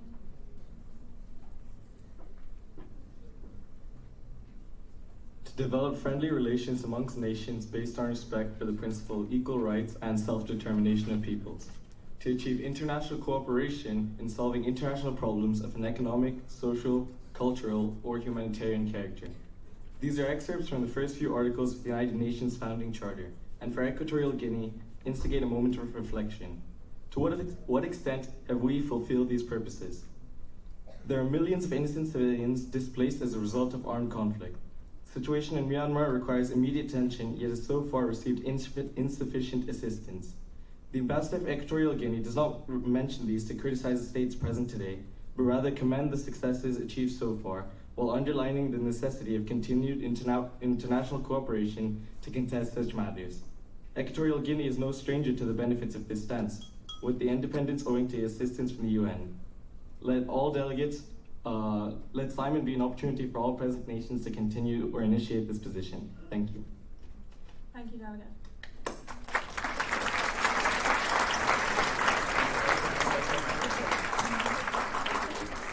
Unfortunately, due to time restraints, we will not be able to entertain any more rights of reply, and we will be calling speakers in groups of 10 rather than 8.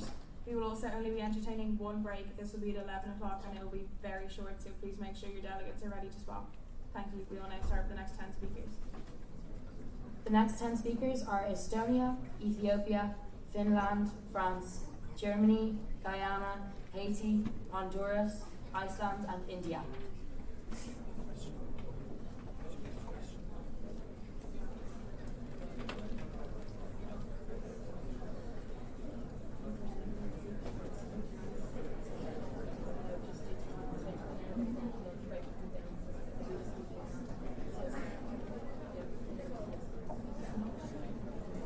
The delegate of Estonia, you have the podium.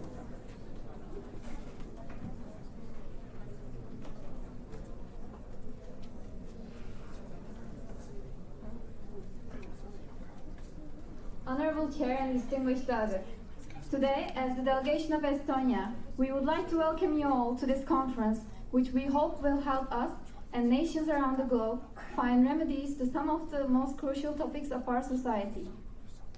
As a nation which has earned its independence rather recently in 1991, problems that have occurred in our nation after the revolution pose great importance in our eyes.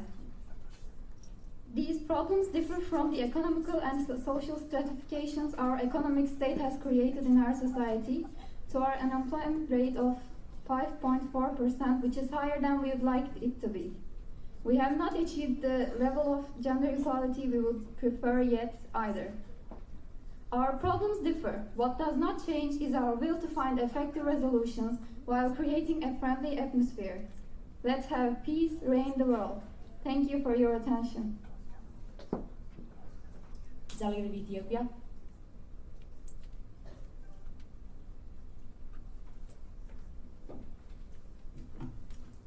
Good morning, fellow delegates and esteemed guests. The delegation of Ethiopia is excited and honored to be a part of the General Assembly and is looking forward to this week. Ethiopia is fully supportive of the UN and this conference and will ultimately encourage all decisions made by the UN. Ethiopia was one of the founding nations of the UN and is still actively present and participating in many councils. The UN has given Ethiopia a voice in not only world matters, but also in Africa. Ethiopia was the founding place of the African Union and has since worked on building relationships with every country in the Union and the UN. The issues discussed and debated in the UN are very important to this ambassador and the nation. Ethiopia has a vision for the future in which Africa is given a voice under stable leaders and stable economics. Ethiopia hopes for a future in which Africa is not looked down upon, but which is looked up to and respected.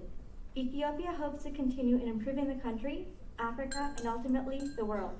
Thank you. Finland.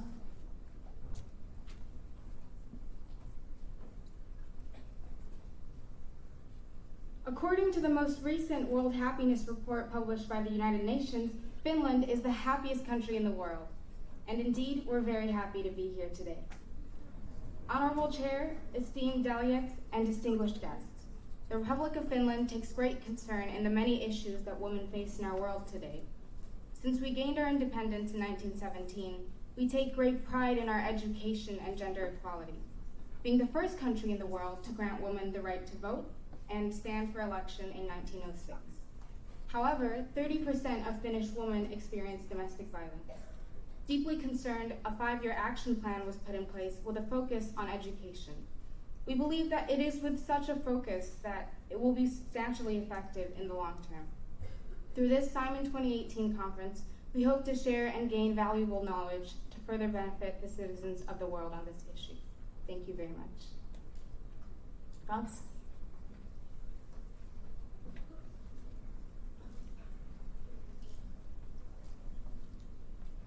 Honorable chairs, fellow delegates, distinguished guests, on behalf of the entire French delegation, this delegate would like to thank St. Andrews and the team that made this conference possible for the amazing opportunity to participate in the conference. In response to the recent tragic attacks in France, this delegation recognizes the importance and the need for international collaboration and unity in fighting the many problems that face our world today.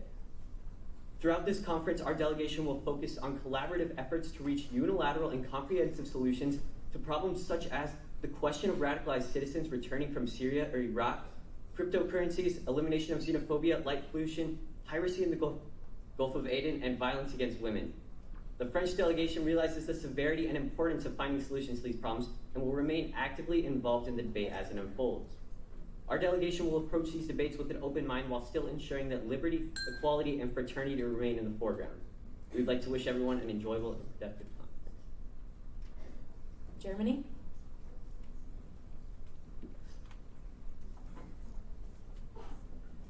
Honourable chairs and fellow delegates, the delegation of Germany believes that there's an increasing problem on the impact of climate change on various countries around the world. Currently, many cities, including ours, are suffering from pollution that is caused from various different sources, such as car and factory emissions. If the amount of pollution in the air increases, cities will become uninhabitable until there are no cities left, causing chaos, and that, as a result, the human race will come to an end. For the sake of our planet's survival, Germany believes that it is of great importance that this situation is dealt with to prevent the end of mankind and creating a world which is more inhabitable and suitable for future generations. The delegate hopes to put an end to this matter and provide solutions to the issue at hand today. Thank you. Guyana. Honourable delegates of the Assembly, esteemed chairs, we, the delegation of Guyana, are delighted to take part in this conference to discuss these issues, many of which are of great concern to us. Guyana is a small, proud nation on the north coast of South America. We have a population of nearly 750,000 men, women, and children. We are an ex-colony of the British Empire, gaining independence in 1966. We've had various run-ins with the state of Venezuela, who claim over half our territory, and we have a very strange ethnic makeup for a South American country, having our ethnic population being a majority of East Indians, and our most popular religion being Hinduism. This gives Guyana great ties to India, and we shall support them at this conference in the spirit of brotherhood and heritage. We'd also like to thank all the students here today coming from abroad to take part in this conference, and we welcome you and thank you for putting the International in St. Andrews International MUN. In relation to the Women's Conference, Guyana is very proud of its history with women's rights. In fact, We hope that the delegation of Ghana may go forth to represent our nation at the conference, holding our citizens' opinions and interests at paramount importance. Haiti?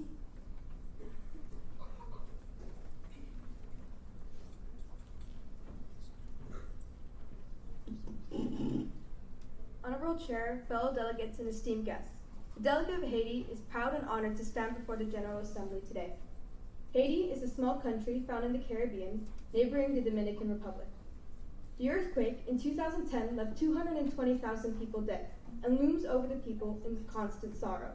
We are grateful for all the aid provided by the different countries, and we hope to continue to keep our foreign relations strong. However, Haiti has been left vulnerable and devastated. Our people have been victims of many issues. Just as it was lately revealed, Haiti has suspended Oxfam for 2 months due to the sexual allegation scandal. It is time for change. It is time for looking to the future, and it is time to stand together to fight global issues. The time is now. The delegate believes that we are all here to create peace and to maintain the best relations. We look forward to a constructive discussion. Thank you. Honduras?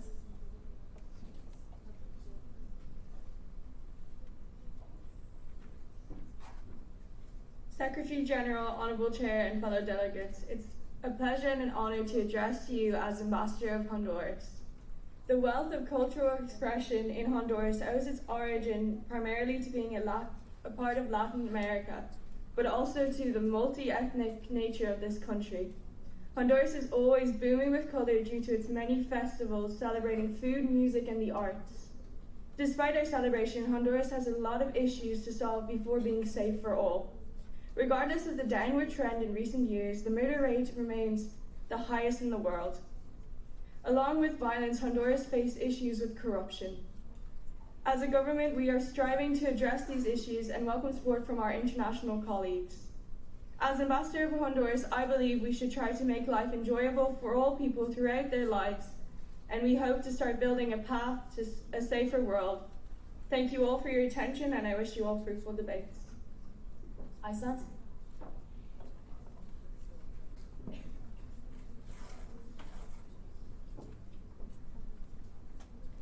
Honorable Secretariat, respectable chairs, distinguished delegates. Iceland is a Nordic island country and is known for its geysers and volcanoes. Yet most importantly, it is one of the most prosperous economies since 1944, when it became an independent republic. It is considered highly because of its political and social stability. At the same time, it ranks first in the Global Peace Index. A decade ago, a giant banking crash led to Iceland being the symbol of the global financial crisis. Yet above all, Iceland is the symbol of overcoming such barriers as it is staged what appears to be the fastest economic recovery on record. In the present day, Iceland, in order to keep the economy growing, will have its efforts focused on maintaining access to international markets and promoting free trade. Regarding the committee issues, the delegation of Iceland expresses its willingness on continuing to cooperate with all states, especially the ones from Nordic Council. Thank you very much. India.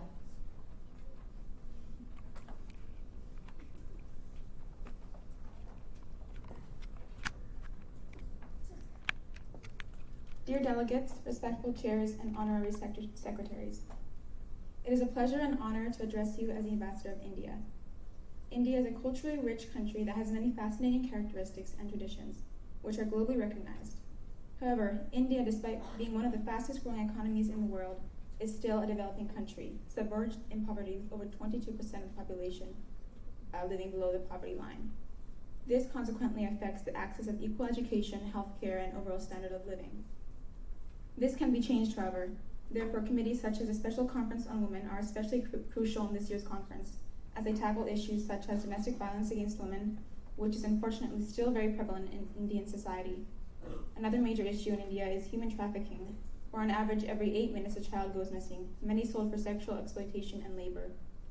We believe all countries in the UN must work together to make the world function, where the legislation works to punish deserving criminals and to generally create a more secure and stable environment.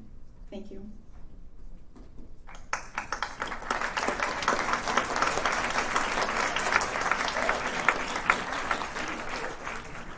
Thank you, delegates, the next 10 speakers will be Indonesia, Iran, Iraq, Israel, Italy, Japan, Jordan, Kazakhstan, Kuwait, and Latvia.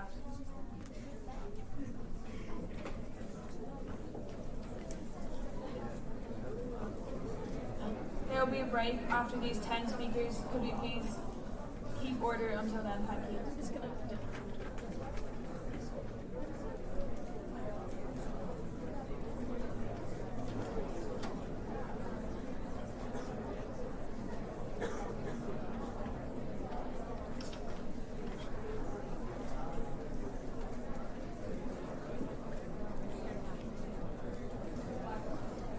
Indonesia, you've been recognized.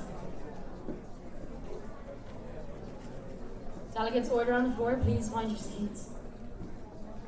Esteemed delegates, distinguished chairs, and honored guests, the delegation of Indonesia is delighted to be here at the 30th annual SAIMUN conference. The Republic of Indonesia has always had a very beneficial relationship with the UN. In fact, the country would not exist as it does today without the diplomatic talks mediated by the UN at the end of our brutal war with the Netherlands in 1949. The UN, through peace and diplomacy, has confirmed the safety of all 260 million of our citizens, and for that we are grateful. Indonesia is one of the most diverse countries on earth, with over 300 different ethnicities. However, it pales in comparison to the world as a whole, which is filled with people of different race, color, and ideology. It can be easy to use such differences to justify mass murder, war, or genocide. Unfortunately, peace is never given, and is only preserved through the global acceptance of all our differences. As our national motto goes, Bhinneka Tunggal Ika, unity in diversity. Thank you. Iran.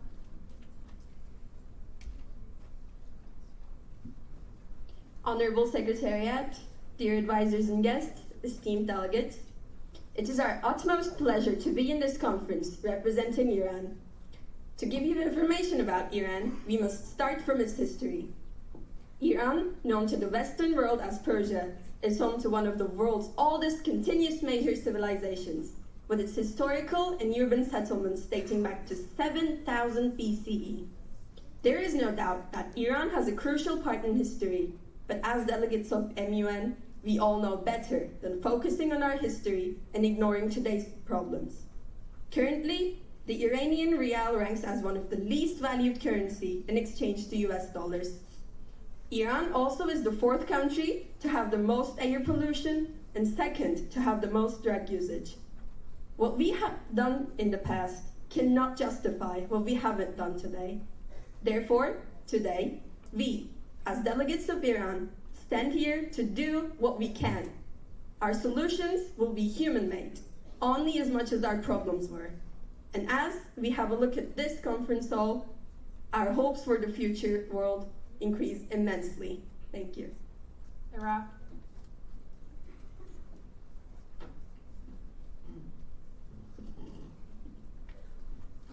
Dear Secretaries General, Madam Presidents of the General Assembly, and fellow delegates. We, as the Republic of Iraq, eliminated ISIS after ending 3 years of heroic combat with the recapture of our lands, including Mosul. While we were working so hard against real terrorists, the rest of the world chose to be spectators. The countries who did not take necessary actions against ISIS are the same ones who helped the invasion on Iraq in 2003 under the name of War on Terrorism. Their problem is not with terrorism, but with our power and oil. Alhamdulillah, we got over this unexplainable invasion thanks to our mighty and determined people, and we are on our way to be a peaceful country. We are still united, as the Kurdish regional government and Masoud Barzani understood that it is best for both of us to stay united as one nation. We are sure some outside powers are not happy with our unity. However, Iraq will stand strong no matter what obstacle comes on our way, as we did in our remarkable history, and we are sure our delegation will represent this holy nation the way it deserves to be represented. Thank you. Israel.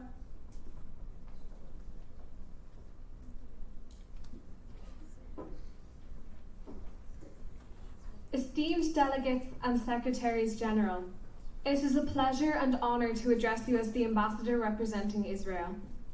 Israel takes pride in its fast development, cultural practices and interesting features. However, we have some issues which we need to regulate, such as the enormous human trafficking problem in our country and light pollution, both issues we've addressed and have been trying to solve. We remain diplomatic ties with most countries here. It is our sincere and utmost belief that if we are united as one, we can tackle any dilemma thrown our way. Only together can we solve the problems we have faced for far too long in the world. All resolutions being debated over the next few days have the capacity to make a huge difference to the world. We hope for a constructive debate for all. Thank you and have a good day. Thank you. Japan.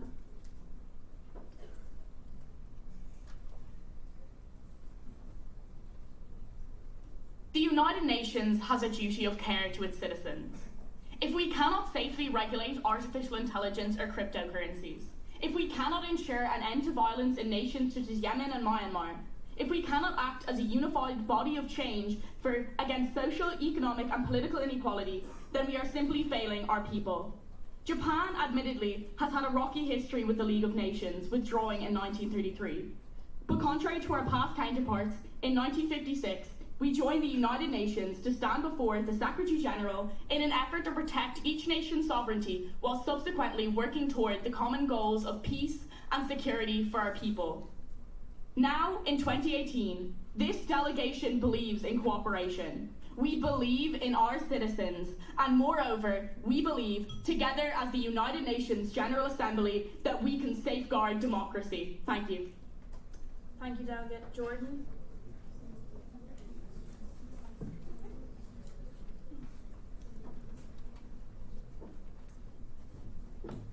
Distinguished chairs, esteemed delegates, and honoured guests, we, the delegation of Jordan, are delighted to be here today. We are a reasonably small country with a population of just under 10 million, yet we have a rich culture and history, and we pride ourselves on our education system and our health services. We have long considered ourselves an oasis of stability in what could likely be described as a turbulent region, and we have accepted millions of refugees from neighbouring countries. His Majesty King Abdullah is the second of Jordan, is known for his promotion of interfaith dialogue, and his wife, Queen Rania, has long been acknowledged for her advocacy work in relation to education, health, community empowerment, youth, cross-cultural dialogue, and microfinance. Jordan's aims for this conference are to work together as equals, discussing these vital issues that are facing our world today. And we look forward to finding solutions that are both practical and effective. Thank you. Thank you, Delegate.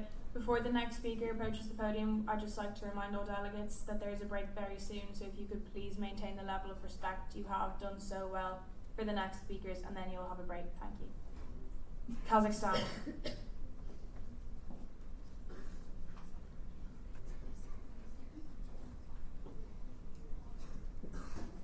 Honorable Presidency, fellow delegates, esteemed guests, and staff. It is Kazakhstan's greatest honor to stand amongst all delegations present here in the 30th Annual St. Andrews College and Model at United Nations. The Ambassador of Kazakhstan anticipates great collaborations from its delegates in attempting to resolve the vital and pressing issues in our current societies. In regards to women's rights, this conference's central theme, Kazakhstan stands firm with this position. The Republic of Kazakhstan has consistently aimed to achieve gender equality and overcome the persistent discrimination against women by implementing the strategy for gender equality and adopting the law on state guarantees of equal rights and equal opportunities for men and women. We must help each other put an end to gender injustices in our global community. We must protect women's rights. We must realize equality. Thank you. Kuwait.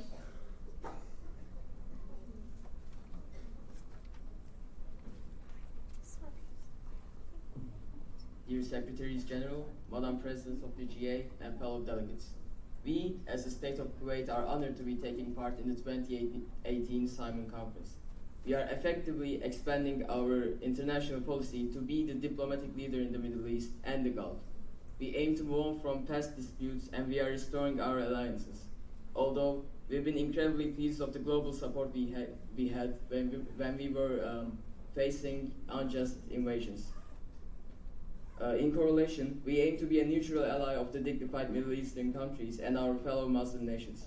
Our nation will be a peacemaker and the center of diplomatic negotiations. Commencing with hosting peace talks for the Yemen crisis, we welcome interregional peace talks.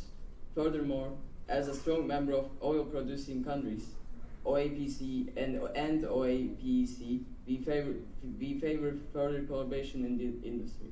We wish all a productive conference. Latvia.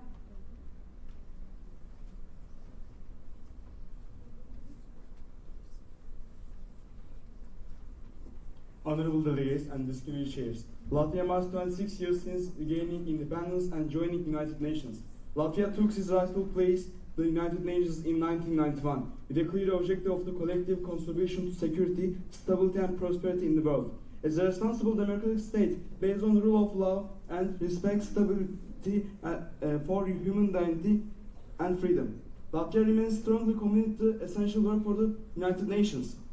Latvia was one of the first states to sign and ratify the Armed Treaty. Therefore, would like to emphasize that the topic, particularly the establishment of a nuclear weapon-free zone in the Middle East, free of weapons of mass destruction, nuclear, chemical and biological weapons, in the total elimination of those weapons is highly important. We believe these weapons must be completely destroyed, and this should be our generation's prime task for the future. Thank you.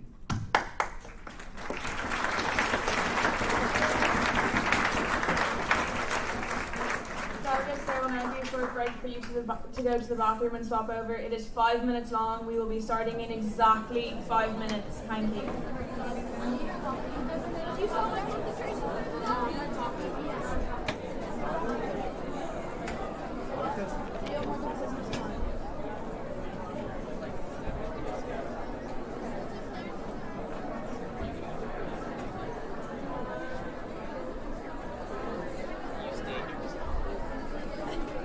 Can the Ambassador of Italy please approach the chair?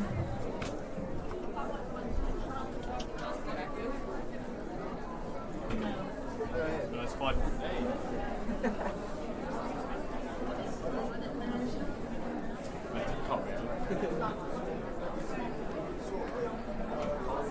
Can the Ambassador from Italy please approach the PGA?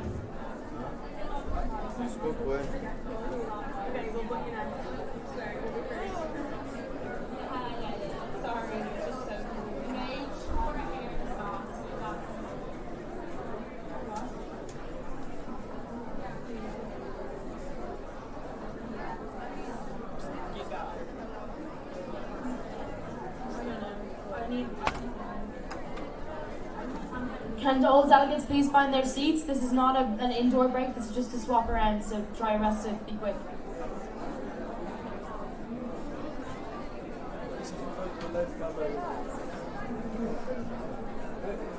Can you stream live?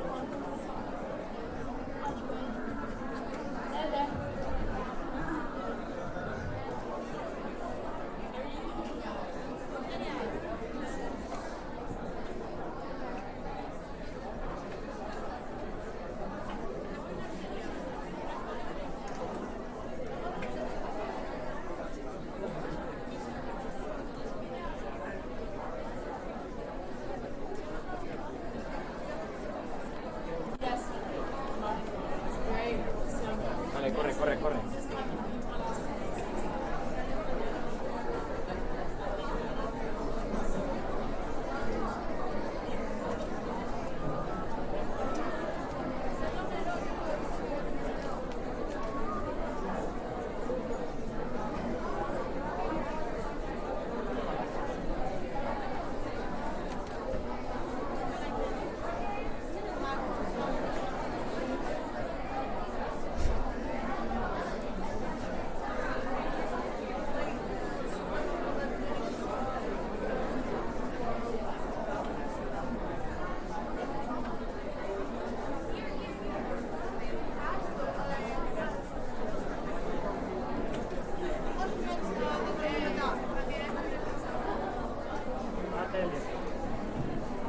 Delegates, could you please begin to find your seats? We will be starting again soon.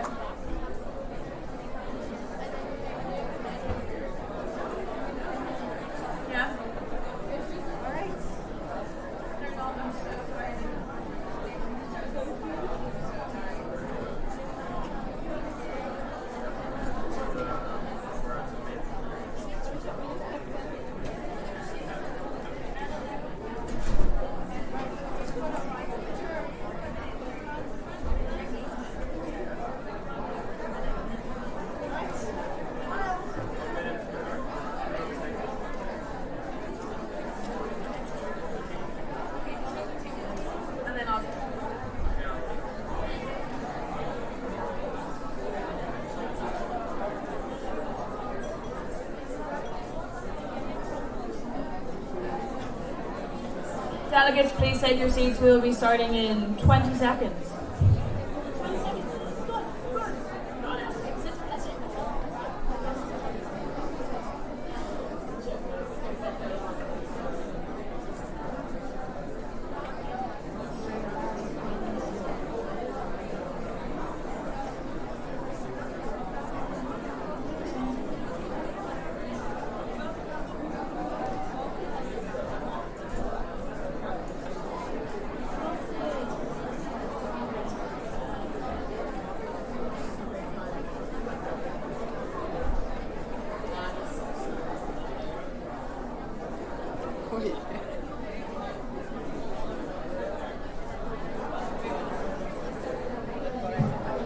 Delegates, we will now be proceeding. Can everyone please take their seats?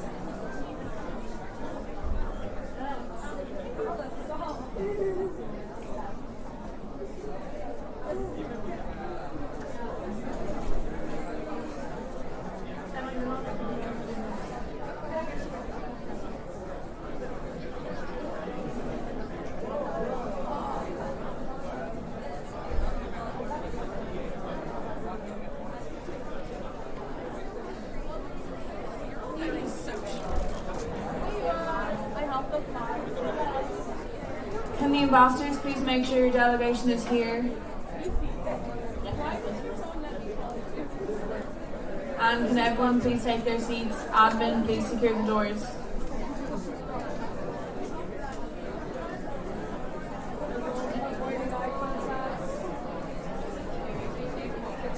Admin, please secure the doors. We will now be proceeding.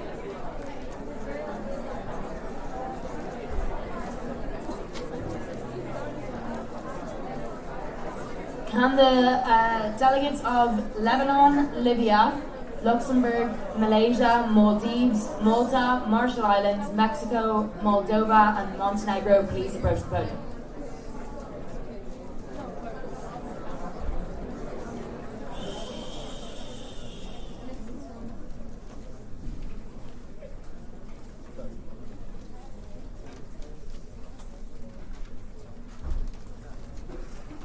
Lebanon, you have the podium.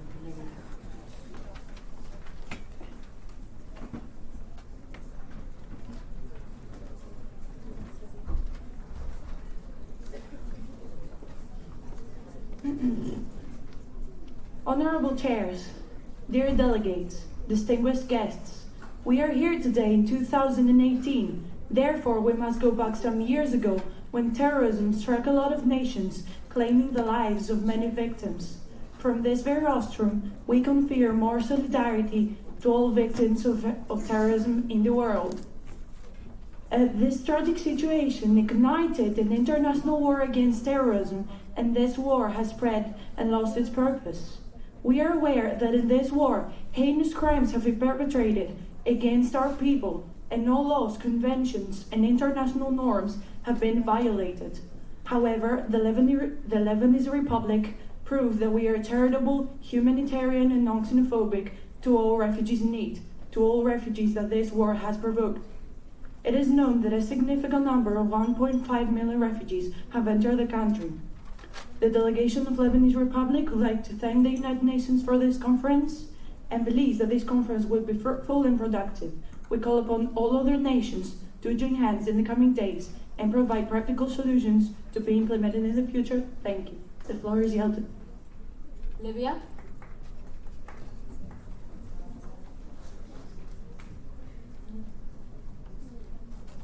Good morning, ladies and gentlemen.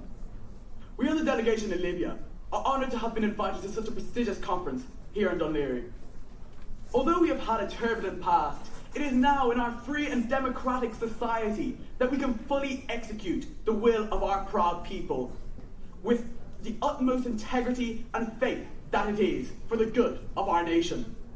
Delegates, although we have escaped the clutches of tyranny, we still face many problems today.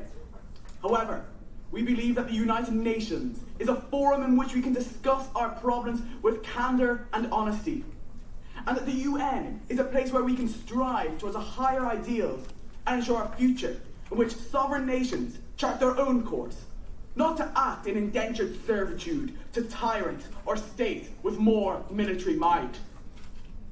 And to any nations, friend or foe, we pray, we hope for friendship and cooperation now and in the future.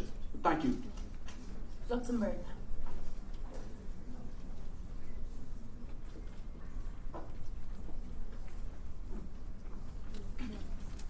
Honorable chairs and distinguished delegate chairs, it's a great pleasure for Luxembourg to be present today and chair this assembly.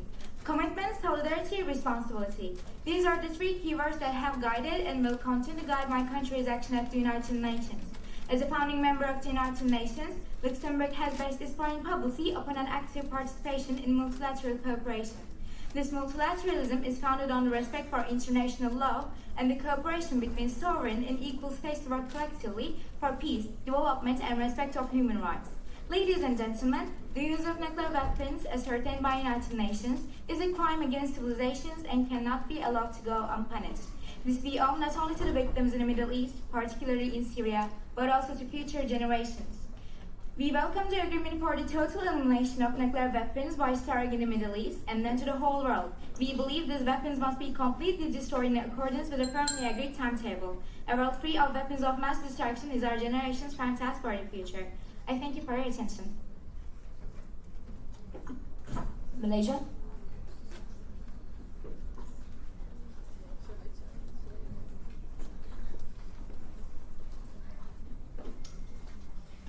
Honorable Chair, fellow delegates, and esteemed guests, Malaysia is a Southeast Asian country ruled by its own economy.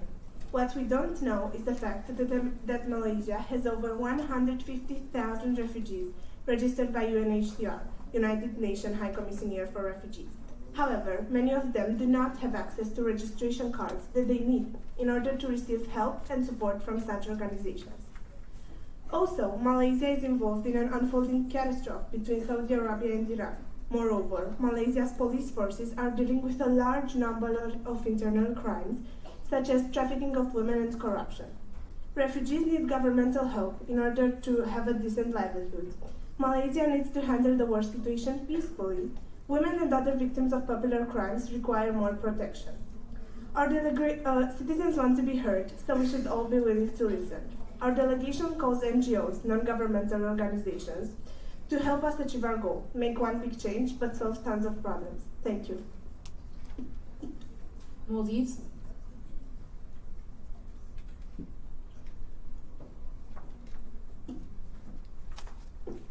Honourable Chairs, Excellencies, esteemed guests, and fellow delegates of the St. Andrews International Model United Nations Conference.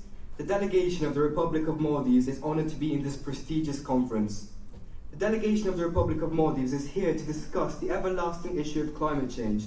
The highest point in the Maldives is 2.4 meters above sea level, which makes the Maldives the most vulnerable to rising sea levels. There is a great possibility that the majority of Maldives' land area will be underwater by the end of this century. Climate change is the main cause of the rising sea levels. Fellow delegates, the delegation of the Republic of Maldives urges all member states to unite and put an end to this environmental disease known as climate change.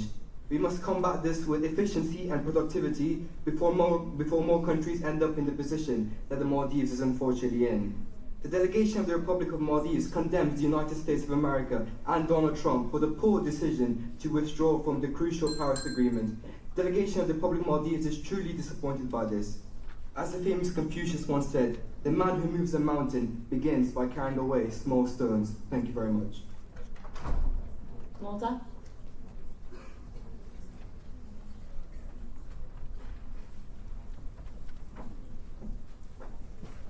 We, the delegation of Malta, are very thankful to be able to attend this conference, which allows our small island nation's voice to not go unheard in matters of global importance, and gives the world view to potential grievances that can plague all our nations. Malta has not always had the right to express its views and self-govern. We have a long history of being under the rule and control of other nations. But with our independent status we now have, achieved after hard negotiation led by our Prime Minister George Borg-Olivier in 1964, we believe we can lend our knowledge and our voice to all the various issues and decisions in this event and this organisation that shall be seen over the coming days. Although we may be a small nation, viewed only as a tourist destination, not much else by many, our country has had great significance in the events of the world in the past. Our country helped to accommodate many wounded soldiers during the events of the First World War, and during the war we referred to as the nurse of the Mediterranean. However, we are glad these days of conflict are behind us, and that all the nations of the UN can join together and use diplomacy and well-thought-out legislation and friend and negotiation to solve the issues with our world instead of resorting to horrific conflict. Thank you. Marshall Islands.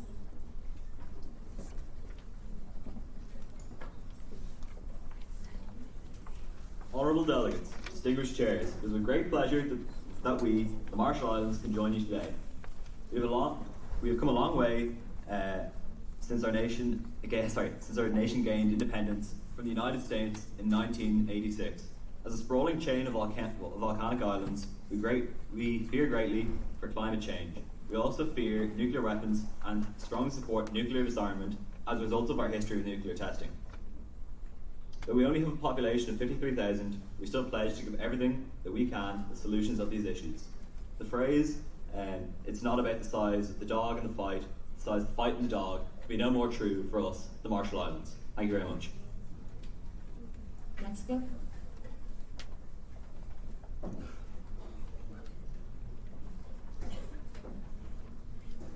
Thank you, Honorable Chair.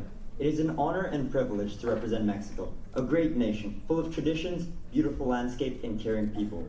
The delegation of Mexico is looking forward to work together with all nations to make a positive difference in the world and solve the current problems that are facing us. Only by working together and understanding each country's point of view can we progress positively in these times of uncertainty. The delegation of Mexico would like to point out that no country should be putting their own interests first. The President of the United States' belief of putting America first strongly contradicts the point of the United Nations, and if this is the attitude that delegates will have in this conference, we might as well just go home. Nevertheless, the delegation of Mexico is enthusiastic to discuss the question of the elimination of xenophobia, as this problem has plagued even the most honest Mexican citizens, who are automatically negatively stereotyped. Finally, it is fitting to end the speech by saying, es necesario construir puentes y no muros para progresar. It is necessary to build bridges and not walls to progress. Thank you very much. Viva Mexico. Moldova.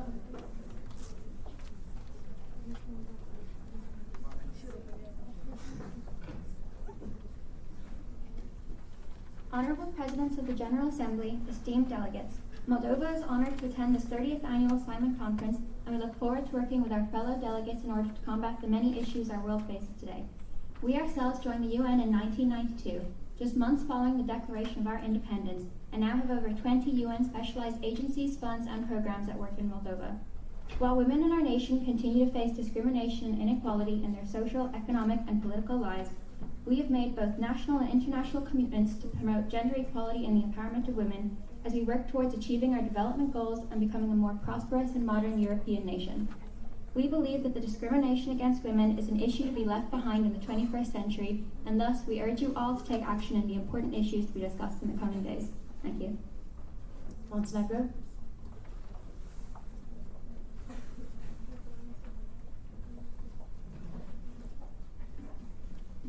Honorable Chair, fellow delegates, it's a good pleasure for Montenegro to be present today. As you may know, the government of Montenegro has been an active participant in the UN for a long period of time and has been respectful towards disarmament and international security. Montenegro fully shares the European Union objectives of promoting peace and stability in the Western Balkans and regularly engages at the highest political level with all countries of the Western Balkans, is among the key foreign policy objectives of the country. As we know, the UN has absolutely proven its value over the years, letting nations to come together on an equal basis to discuss issues of war and peace.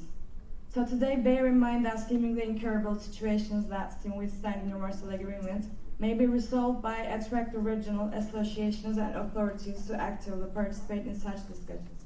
Thank you for your attention. We will now be recognizing Italy.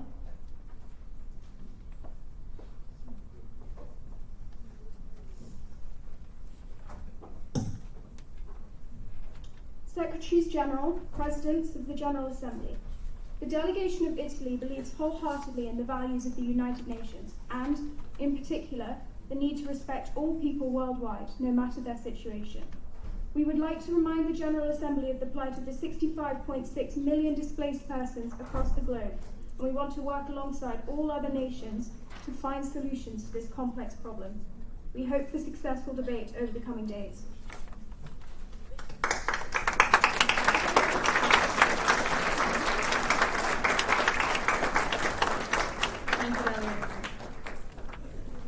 The next 10 speakers will be Morocco, Myanmar, Nepal, Netherlands, New Zealand, Nigeria, Norway, Oman, Pakistan, Paraguay. Please approach the podium.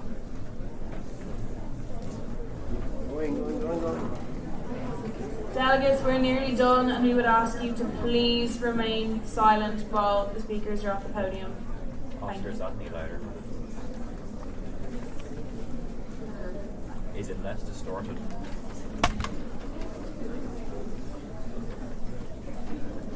Delegate of Morocco, please approach the podium.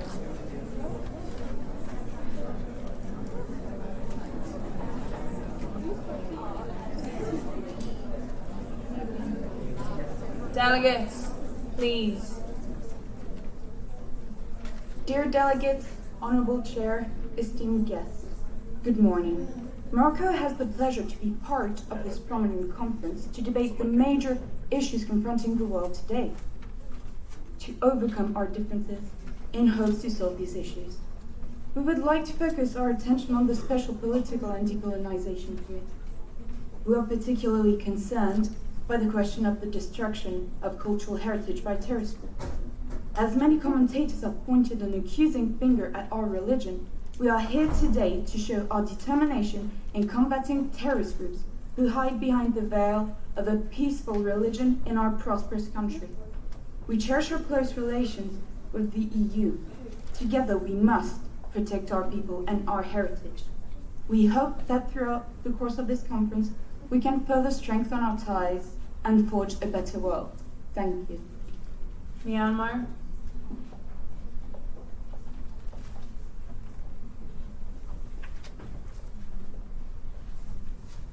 Mingalaba. Dear delegates and chairs, it is a great honour to address you as the ambassador of the first democratically elected government of Myanmar. Myanmar is a developing country with many unique features. However, we have issues that need to be addressed, such as the struggle that is the emergence from 5 decades of military rule. Unfortunately, the military have refused to accept that they no longer have power over our nation, and they are a factor limiting our development. We need assistance from other countries in order to fix our problems, so we can move forward, leaving what hindered us in the past. We believe all countries should work together to help improve our world, not destroy it. By working together, we can achieve what was once unachievable. By taking action against human rights violations, by educating the masses, and by not wasting time, we can achieve our goals. Thank you. Jesu. Nepal.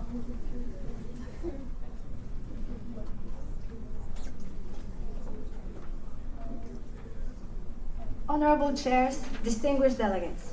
Located in South Asia, Federal Democratic Republic of Nepal, with its ancient culture and the Himalayas as a backdrop, was closed to the outside world until the 1950s. Since then, Nepal has come a long way to finally become an independent, democratic state. The delegation of Nepal strongly believes that amongst all, the issue of trafficking of women, as well as overall abuse of women's rights, are serious crimes and a grave violation of essential human rights that needs to be continuously discussed. As a member of UN, battling with poverty and natural disasters, we acknowledge the fact that preventive methods and financial support for developing countries especially are the best ways to overcome growing humanitarian problems. We express our willingness on continuing to cooperate with all the states and participating in discussions, especially those regarding our future. Thank you for your attention. Netherlands.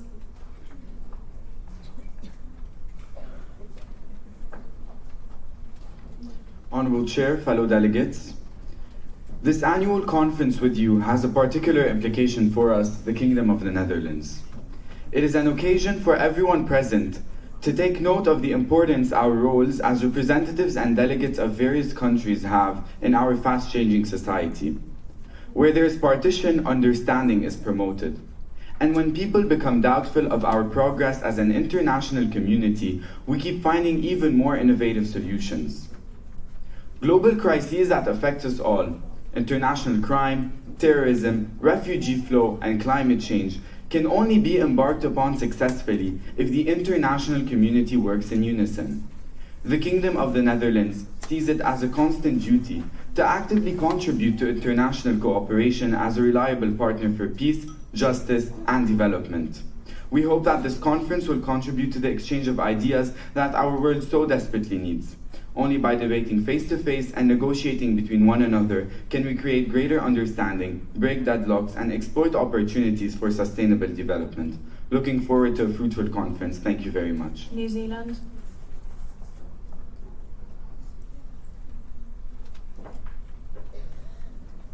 Somewhere in the southwestern Pacific Ocean, you will find New Zealand, a country comprised of 2 islands laying claim to volcanoes, mountains, and glaciers. And while our population does not surpass 5 million, our voice and influence in the world of politics reaches beyond our island nation. Our voice joins a chorus of others in calling upon fellow nations to act upon the international crises and the growing destruction caused by terrorist organizations we face today. And we recognize that in order to do such things, we must work together. We see clearly that issues like human trafficking are not being tackled strongly enough, nor are women being protected enough from such crimes. And while we face various challenges to obtain gender equality, New Zealand's government stands as a shining light in achieving these goals, dating all the way back to 1893, when we were the first country to grant women the right to vote. We find ourselves persisting through times of grave concern, and like many of you, we believe the time for change and progress is now and no later. Thank you. Thank you. Nigeria.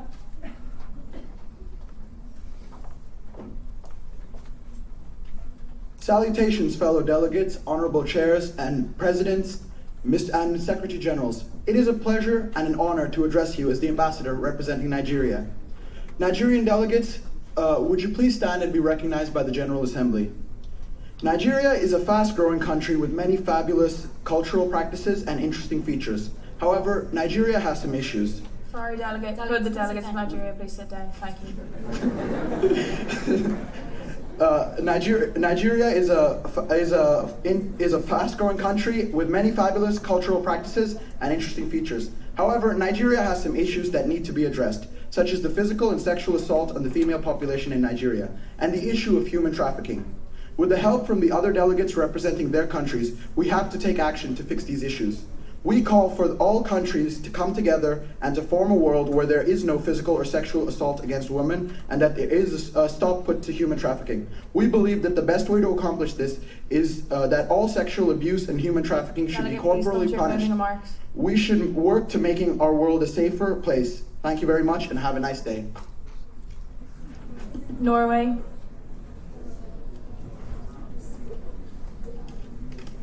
Delegate, we would also like to remind all ambassadors to remain formal in their speech. Thank you. Honorable delegates, we as Norway are honored to be here with you today because we think that today's global community faces many issues that we need to tackle and crucial questions that we need to answer, such as the unstable market of cryptocurrencies and its consequences on the global economy, the still unresolved issue of human trafficking and the hopelessness of the situation, and the rapidly evolving artificial intelligence seemingly on a collision course with human interference. The only way to resolve such issues is through international cooperation and collective efforts. We need to focus on the root of the problem to solve the issues once and for all, by efficiently using our resources and capabilities as a united body we're all members of, the United Nations. So delegates, let's leave aside hatred and individuality that blocks our path towards global greatness and universal well-being to create a better future. Thank you. Norway. Never mind. Oman.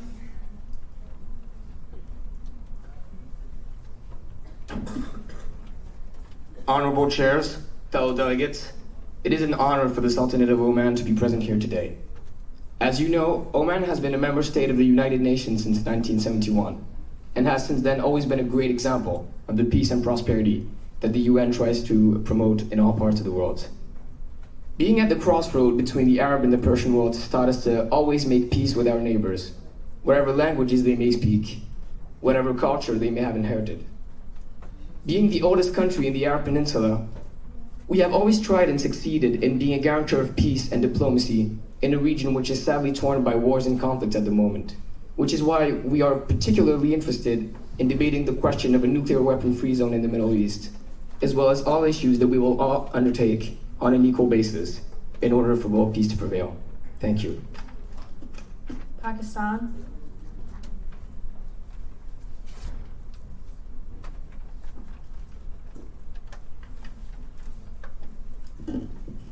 Distinguished delegates, we are truly honored to be here as we believe that a world of mutual affections, cooperation, and respect among the nations with different cultures and religions used to be the main goal of the United Nations. However, social trends show an increasing polarization, and it seems to be affecting international decision-making as well.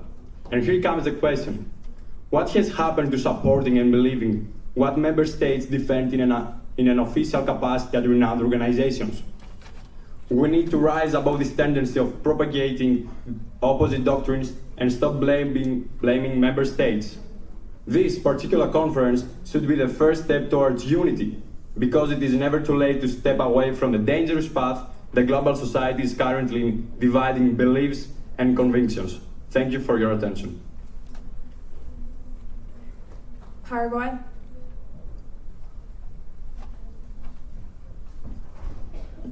Honorable Secretary General, Madam President, fellow delegates, and esteemed guests. On behalf of the people of Paraguay, the Ambassador of Paraguay would like to thank all of the states participating with the intent of working towards the fundamental goals of the United Nations. The United Nations has been integral towards peace, security, and cooperation of numerous states, and as such, Paraguay hopes to be a part of this noble cause. The Republic of Paraguay is a nation that has fought against inequality, injustice, and poverty with perseverance. We hope that this perseverance will support member states to aid in resolving international economic, humanitarian, and political crises that have plagued countries for so long. In the words of Augusto Roa Bastos, in all nations an exceptional man exists that compensate the deficiencies of the remainder. In those moments when humanity is found collectively in a state of decadence, there always remain those exceptional beings as point of reference. Thank you. Thank you, delegate.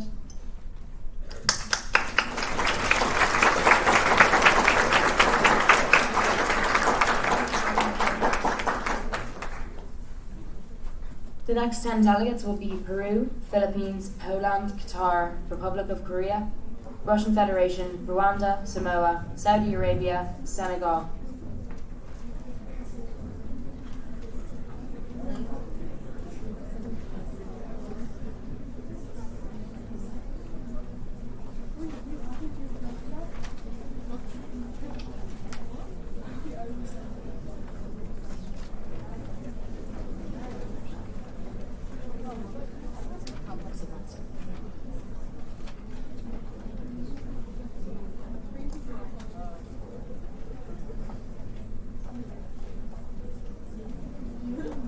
Peru, you have the podium.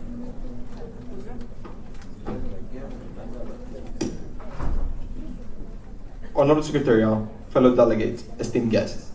Peru, as a member of the United Nations since 1945, we have both received and offered a lot of help. And to be more specific, we have deployed personnel from our security agencies to over 20 UN missions, and with that, we fully appreciate and respect the United Nations work that helps humanity as a whole.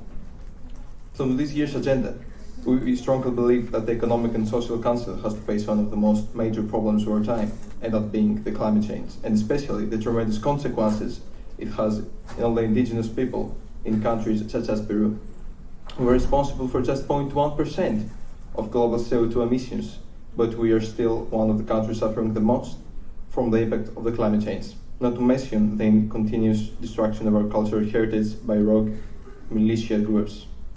United Nations should set the climate change in its top priorities and take into consideration all small nations that face the outcome of a problem caused by other, more powerful nations. Last but not least, we wish this conference to be fruitful and promote what United Nations was created for: unity and peace. Philippines.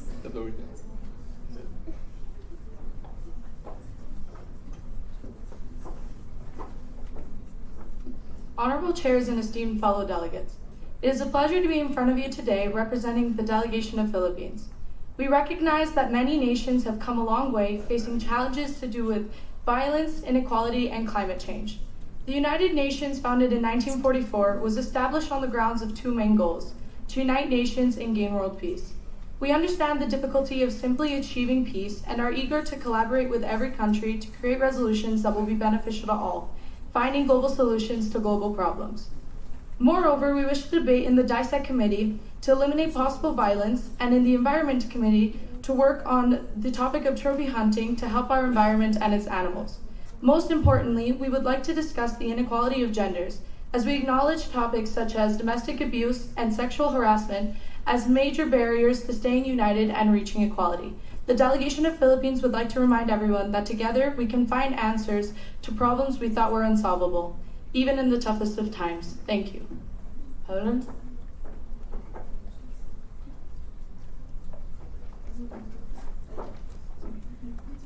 Honorable Presidents of the General Assembly, distinguished delegates, and honored guests.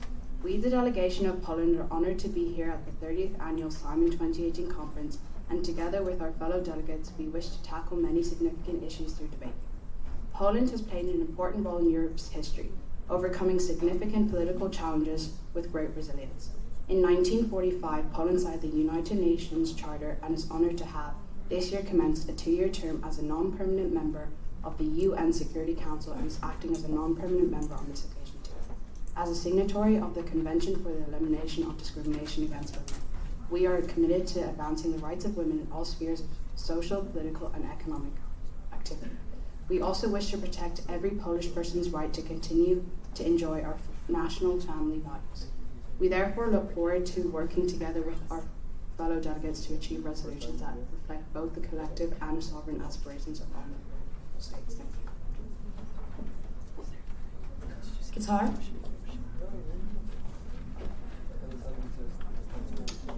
Distinguished delegates, esteemed chairs, honourable audience. It pleases us to congratulate St. Andrew's College on hosting such an excellent conference, and we wish them every success. We, the delegation of Qatar, call for constructive cooperation among member states, mutual respect and non-interference in the internal affairs, good neighbourliness, as well as promoting peaceful coexistence and pursuing peaceful means to settle disputes. We will promote international cooperation between all member nations. However, our country and our people are subjected to an unjust blockade imposed by neighbouring nations. The blockade involves all aspects of life, and it had envisioned to cause a shocking and direct impact that would bring the state of Qatar to its knees. This illegal blockade has caused social, economic, and religious harm to thousands of citizens and residents of Middle Eastern nations. We, the delegation of Qatar, will promote the protection of such rights throughout this conference. Thank you. Republic of Korea.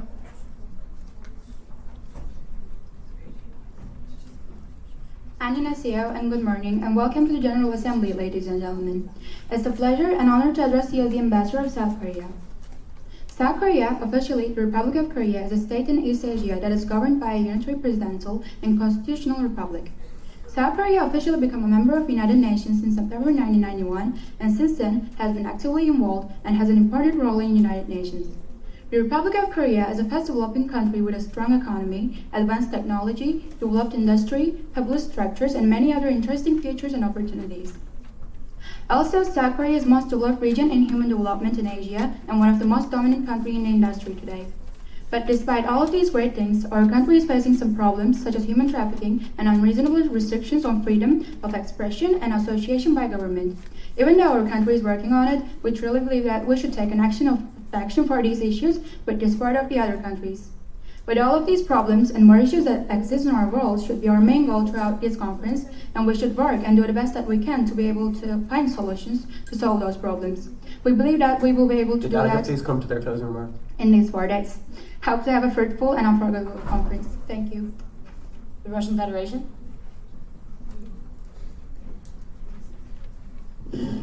Esteemed chairs, honorable delegates, and of course, most welcome guests. The delegation of the Russian Federation arrives here at the SAIMUN conference with the knowledge that the Russian people maintain faith in our recently re-elected president, Vladimir Putin, and are glad that they revalidate their confidence in the communication and foreign policies of the Russian government. For many around the world, the UN is a beacon of hope and an object of peace. However, due to recent developments, member states have turned away from acting to the level of diplomacy expected of them. The Russian Federation advises member states to work alongside one another to solve world issues and to reject the idea of blaming stronger opposition with the aim of covering up one's mistakes. As the largest country geographically in the world, we border many member states, and for this reason, bilateral communication is imperative to us as we strive to foster good working relations with other member states. Yet, as countries that border so many others, personal safety is high on our list of priorities. For that reason, as always, how the possible outcome will affect Russia is our priority, and we will be committed to finding solutions that benefit not only Russia, but all member states of the UN. We wish all delegates productive days of debate. Thank you. Rwanda.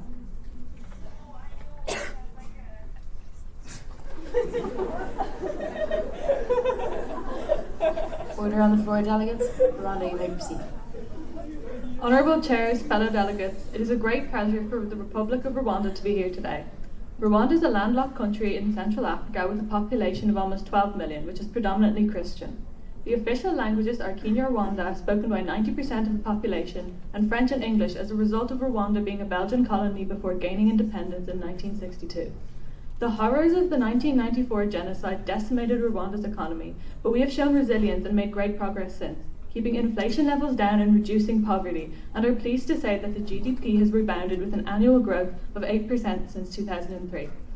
The government is currently seeking to become a regional leader in communications and information technology, and therefore we are particularly interested in the question of regulating artificial intelligence.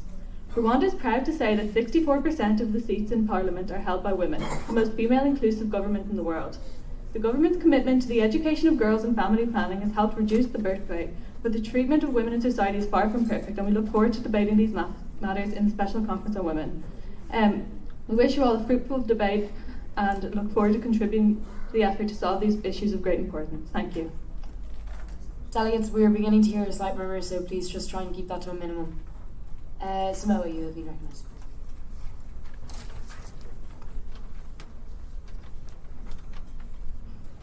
Honourable Chair and fellow delegates, Samoa is extremely pleased to attend SAIMUN 2018 MUN conference.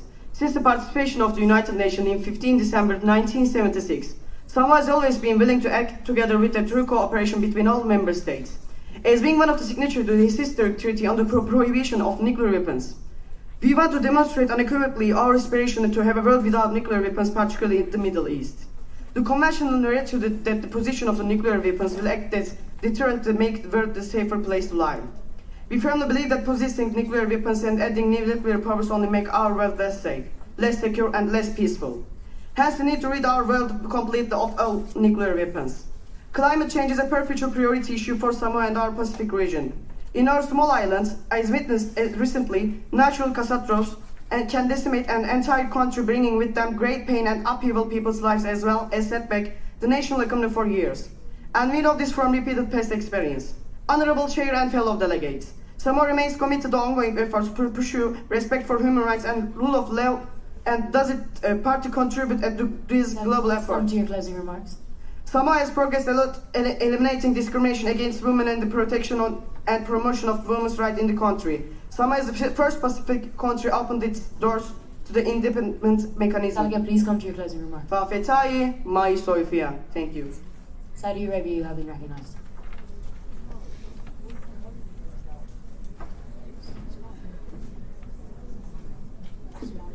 Honorable Chair, fellow delegates.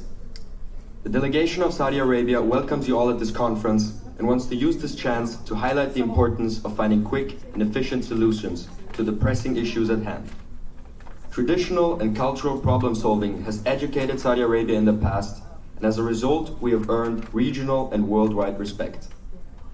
With the same passion and dedication that our Crown Prince Mohammed bin Salman impersonates in his Vision 2030 on transforming Saudi Arabia, we want to transform the world with you. As our former King Abdullah said in 2012, the world is ruled by brains, by justice, by morals, and by fairness. In this sense, we are looking forward to sharing our ideas and viewpoints with the rest of the world. Thank you. Senegal, you have been recognized.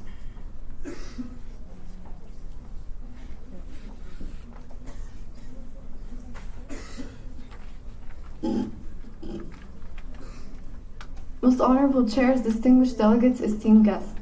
Never doubt that a small group of thoughtful, committed citizens can change the world. Indeed, it's the only thing that ever has. For even if it's only for a couple of days, everybody in this room will get to experience being one of those citizens and discussing and taking on some of the world's biggest and most perplexing issues. The delegation of Senegal looks forward to tackling many diverse issues that plague our world today, ranging from the issue of Brexit, the question of Yemen, to the question of domestic violence against women. The delegation of Senegal is especially concerned with the issue of radicalized citizens returning from Syria or Iraq, where this issue has been spreading all over the world. Despite the United Nations' efforts, there has yet to be an effective solution for this direful issue. Another issue Senegal is concerned about is the matter of the displacement of people. For this global issue in particular hits close to home for Senegal, as 25,000 of its people are annually displaced. However, if all delegates unite, as this is the principal goal of the United Nations, the delegate is confident all matters will be resolved in no time. There are many future leaders seated in this very room today, and this MUN experience is a first of many firsts to pave the way for our Delegate, please come to their closing remarks. to one day leave the world a bit better than they found it. Thank you. Delegates, with that, we will now be entertaining 3 points of information on all the speeches that we have heard today, just to make up to some of the time we've made back. So if any delegates wish to take the floor, please raise up placards. Sierra Leone, Saudi Arabia, and Mexico, you have been recognized.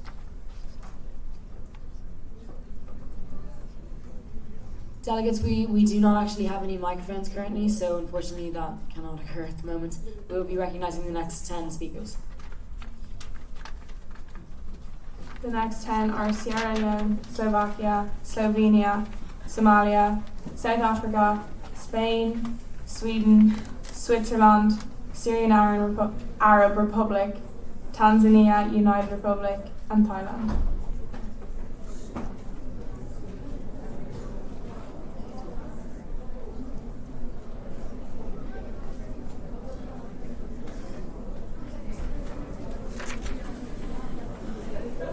Sierra Leone, please approach the podium. Delegates, please show the speaker the respect she deserves. Thank you.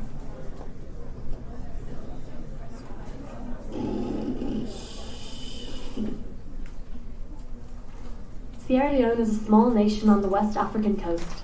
It is a nation that has been abused by the slave trade, extorted for its rich natural resources, and badly damaged by conflicts within. Despite its troubled past, Sierra Leone is stronger than ever before. Our economy is thriving and our people are unifying. We've suffered great injustice in the past, but we owe a great debt to the United Nations for our now secure democracy. We're eager to challenge previous conceptions of our country and show it to be the independent, remarkable nation we know it as today.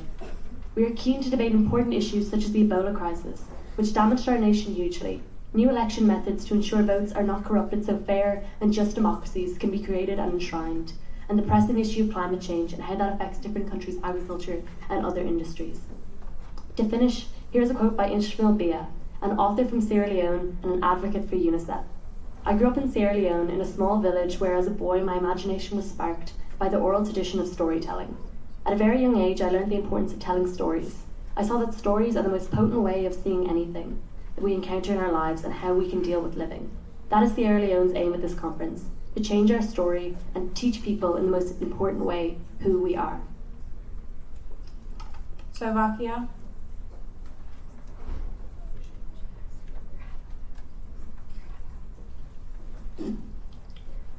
Honorable Chair, fellow delegations, and esteemed guests. The delegate of the Slavic Republic is honored to be here today for the 2018 conference of SAIMUN.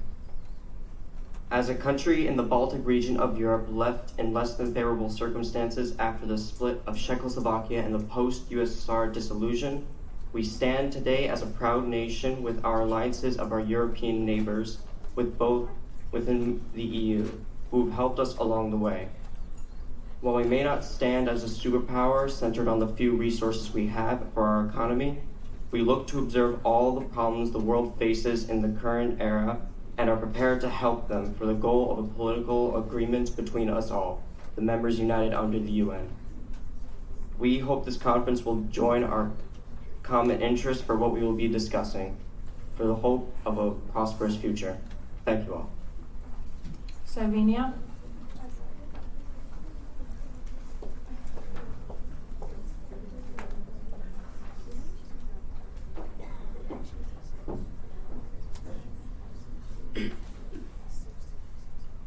Honorable chairs, fellow delegates, we as Slovenia are honored to be attending this year's SAIMUN conference in Dublin, Ireland. UN was created after World War II in 1945 as a platform for nations to discuss and resolve relevant issues peacefully and rationally. After joining the UN in 1991 and gaining our independence, we are very excited and grateful to be able to collaborate with many nations on important and relevant issues that concern many. We, as Slovenia, are ready to speak out and up and have our policies and opinions be heard on all these relevant topics. We hope for a fruitful debate. Thank you. Delegates, it's really rude to be speaking while there's someone at the speech, especially because we can see all of you. So please be quiet. Thank you. Somalia.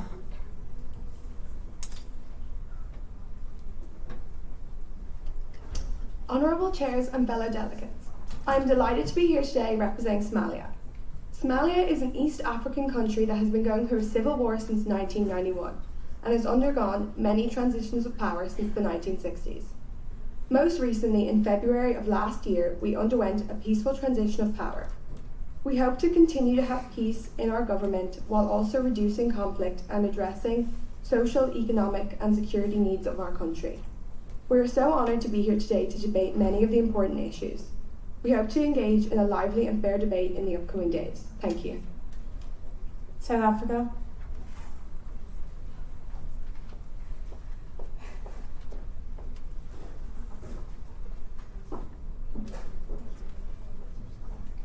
Distinguished chairs, esteemed fellow delegates, and honourable press. In the words of our former president, Nelson Mandela, a good head, a good heart are always a formidable combination. But when you add to that a literate tongue or pen, then you have something very special. We believe that we are in fact addressing a room of just that. Students across the world with good heads, good hearts, and educated voices. These conferences are the first of many steps in educating our citizens on the important issues that we face in our world today and working together to fix them. As representatives of the Republic of South Africa, we are here ready to build constructive resolutions, voice our concerns, and consider the concerns you bring to us through debate. We hope to create strong alliances and, with your help, delegates, build a better future for our world. Thank you. Spain.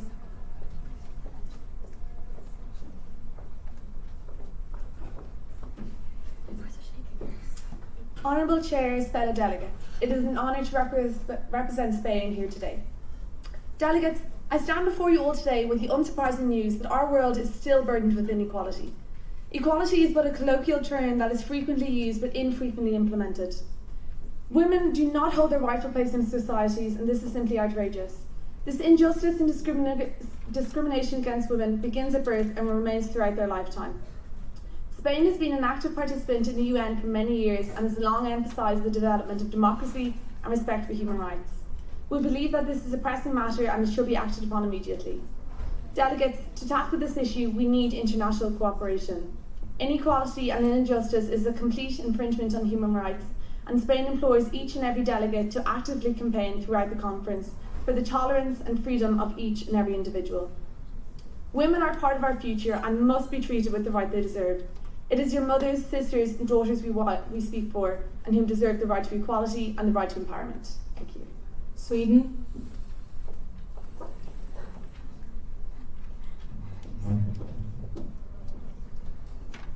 Honourable student officers and fellow delegates, the delegation of Sweden is honoured to be at this conference today. As a country, we are strong supporters of world peace, and the United Nations is a great way to maintain it. We have a history of peacekeeping, and in the issues we are facing today, we wish to look for collaborative effort to find international solutions to these problems.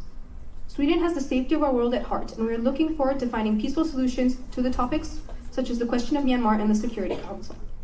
Furthermore, as a country, we are strong defenders of gender equality, and we are honored to discuss and debate domestic abuse in the Special Conference on Women and the question of trafficking women and young girls in the Social, Humanitarian, and Cultural Committee. We intend to eradicate the problem from the roots by teaching children that mistreating women is unacceptable, as both genders are equal. We urge all nations to redirect efforts towards ensuring that our world is moving in the direction of peace and equality. Thank you. Switzerland.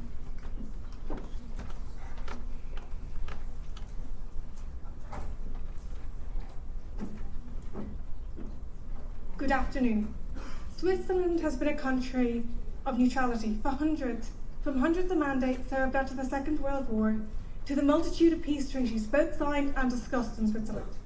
We have been a mediating force due to our landlocked position between France, Germany, Austria and Italy, and it is no surprise.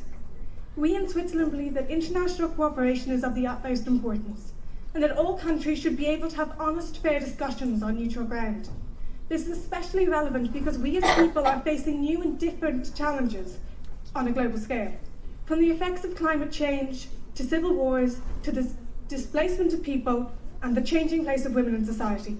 We must strive to find solutions feasible for everyone, and commit to continued international relations and cooperation to reduce our carbon emissions, change poverty, improve the place of women, and relocate refugees. I finish with a proverb: little strokes fell great oaks. Just as all small decisions will ultimately lead to a brighter future. Thank you. Syrian Arab Republic.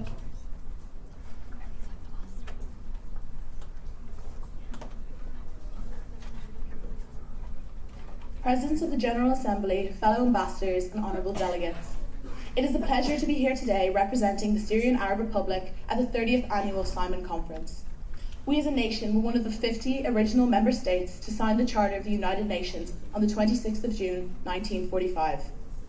In recent years, we have been tormented with conflict against the democratically elected administration and have greatly suffered from the effects of terrorism, which has generated the world's largest humanitarian crisis in recent years.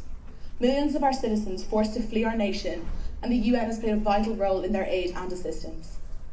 The Syrian delegation hopes that we can take our troubled past as means to assist in the creation of resolutions in all committees that will benefit our global future as a whole. We believe that it's up to us to come together as one and combat all the pressing issues presented at the conference, no matter how big or small the input. Because once we are all united delegates, we can find a solution to all our problems and create a safer, more equal world. We wish each and every delegate a productive and enjoyable few days of debate. Thank you. Tanzania, United Republic.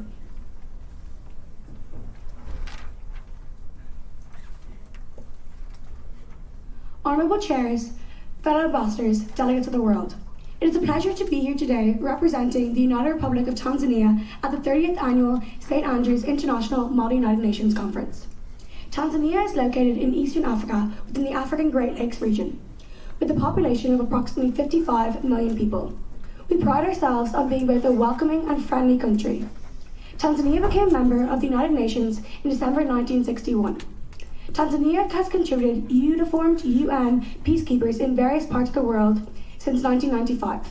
We aim to maintain peace and security and have never shied away from contributing to UN deployments, showing our willingness to participate in UN operations on both the regional and global level. We believe that the fastest path towards prosperity springs from mutual understanding and trust. In the coming days, we hope to offer our views on a number of issues to be presented here at this conference. We hope that all nations can collectively work together in productive debates in order to gain expansive progress on all the topics within each committee. Thank you. Thailand.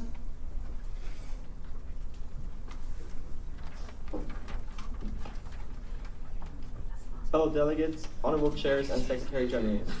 On behalf of Thailand's delegation, this delegate would like to thank St. Andrew's College and all associates for hosting this fabulous MUN conference and letting us take part in this wonderful experience. Thailand, officially known as the Kingdom of Thailand, is a nation located at the center of the Indochina Peninsula. Thailand is a very popular place to travel to for tourists from all around the world. Therefore, Thailand does not have any real enemies, but has good relations with most countries. But Thailand also has issues and wants to talk about its issues and the ones of other states in different committees throughout the conference, including the livelihood of displaced people, trafficking of women and girls, thawing permafrost, regulating artificial intelligence, availability of contraception, and the destruction of cultural heritage. The delegation of Thailand realizes the importance of finding solutions to these problems and will be actively involved in the debate. We would like to wish everyone an enjoyable and productive conference and hope for a good solution to the issues. Thank you.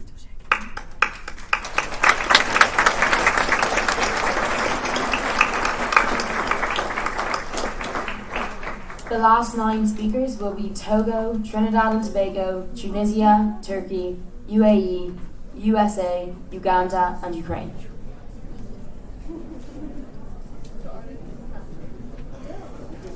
The first one.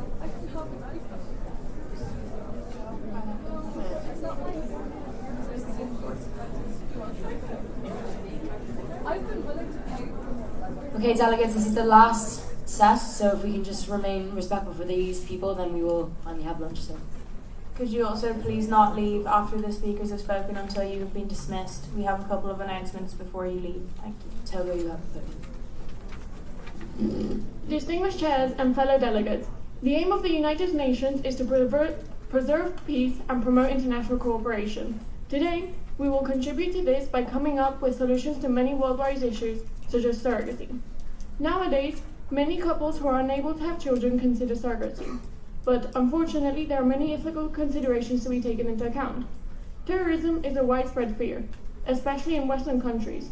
A terrorist attack needs to be funded and terrorists have to have many methods to finding financing for it.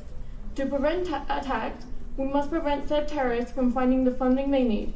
Many find it by transferring money from one country to another, by buying and selling products on the black market. To be able to stop these transactions, all countries present must collaborate efficiently and effectively. Xenophobia, or what is also known as the irrational fear of that which is preserved as foreign or strange, is still a big issue and unfortunately will be for many years. Education is our best shot at improving what seems to be a hopeless situation. Sadly, there is nothing that can be done to combat xenophobia in older generations, but the young and upcoming generations still have the chance to be open-minded. Delegate, please come to your closing. In conclusion, keeping in mind what our aim is, we must collaborate efficiently and effectively to solve any issues and all at hand. Thank you. Trinidad and Tobago.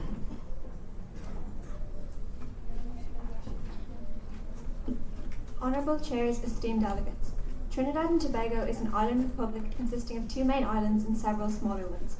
We are a nation of few people with a population of 1.2 million. Our country lies in the Caribbean Sea to the northeast of Venezuela. We ask all nations to come together at this conference to work for the benefits of the international community and to address the needs of all countries, big or small, developed or developing. We, the delegation of Trinidad and Tobago, would like to take this opportunity to express our concern for the increasingly alarming threat of climate change. While for some countries the urgency of tackling this issue may seem far off into the future, it is a reality that many of us are facing today. We ask all nations to consider the motto of our country: together we aspire, together we achieve.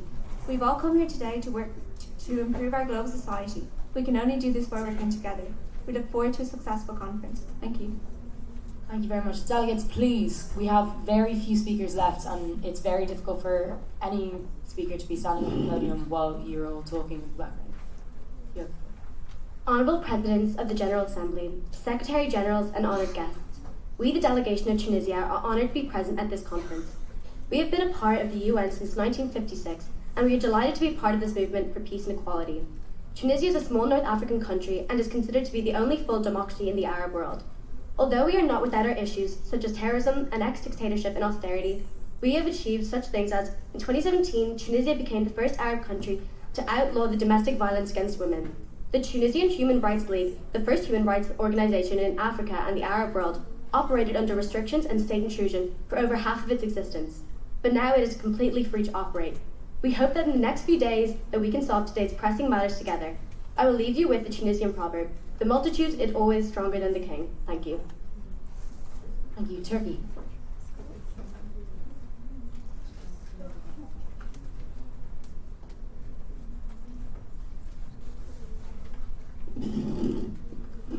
Ladies and gentlemen, the delegation of Turkey believes it is an essential member of the United Nations.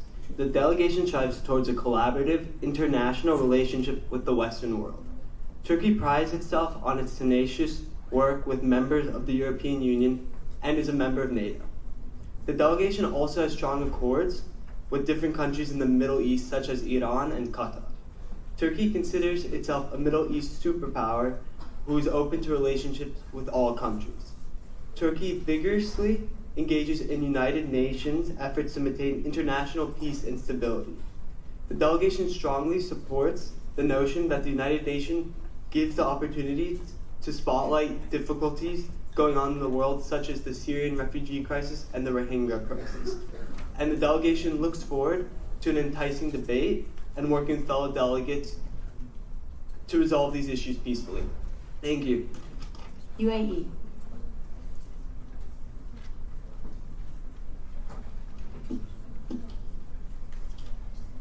Honorable Chair, fellow delegates, and esteemed guests.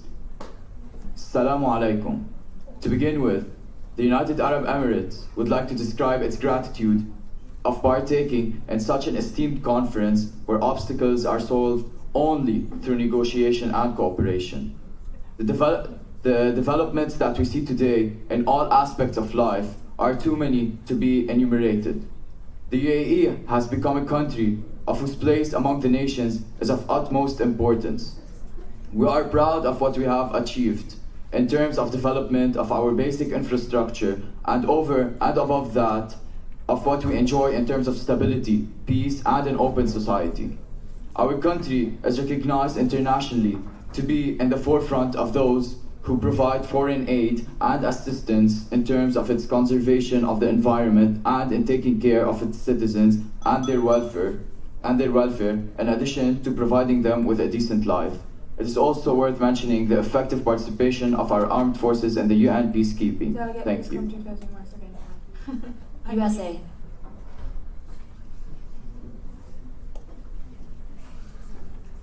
Most esteemed Executive Board, honorable delegates, and the most distinguished guests. There is a moment when you have to choose whether to be silent or to stand up. The recent incidents and the recklessness of humans reveal that the choice of the majority is to be silent, demonstrating how distant we are from achieving peace.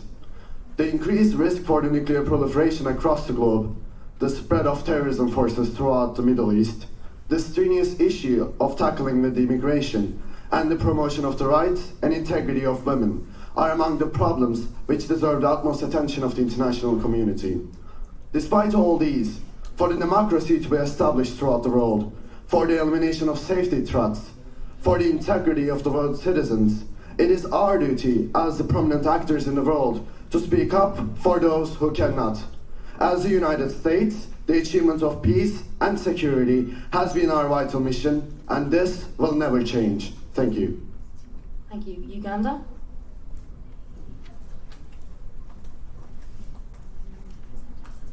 Secretaries General, Presidents of the General Assembly, fellow delegates, distinguished guests. The Republic of Uganda is proud to be here at the 30th Annual SAIMUN Conference. Since joining the United Nations in 1962, Uganda has played an active role in the development of democracy and the respect of human rights worldwide.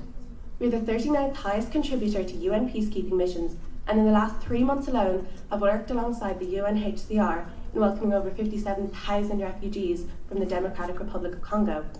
Our rapidly developing nation faces many challenges, however, from ensuring equal opportunities for women in education to improving access to quality healthcare for all.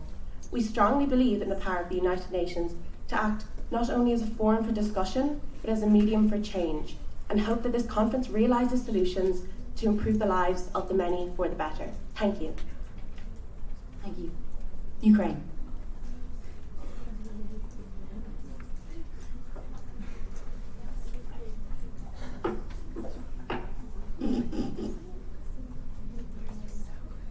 My deepest greetings to the my delegates, my greatest thanks to the Honorable Chair, and my warmest welcome to the esteemed guests. The Republic of Ukraine believes in an essential member of the United Nations, and we strive towards a collaborative international relationship with the Western world and Eastern world alike.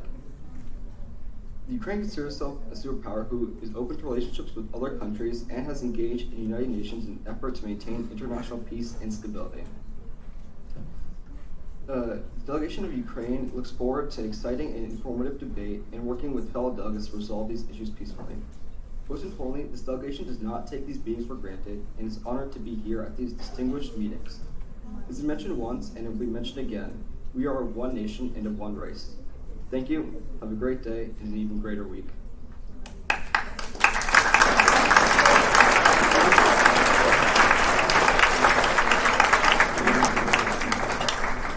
Delegates, thank you all for that. That brings us to the end of the closing speech. Before you leave, I have a couple of other things we need to do here.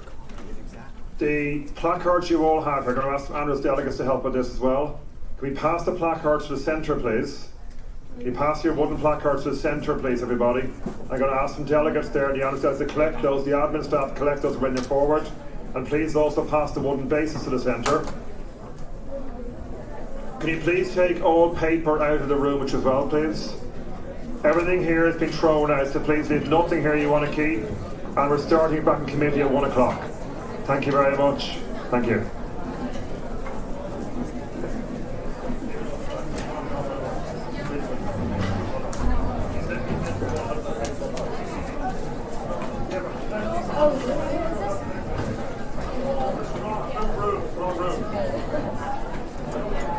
Delegates, if anyone has appeared to lose any money, can you please approach the chairs? Thank you.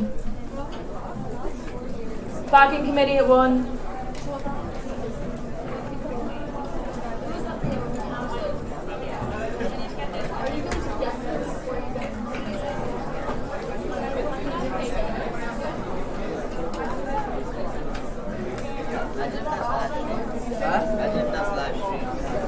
That is the right live.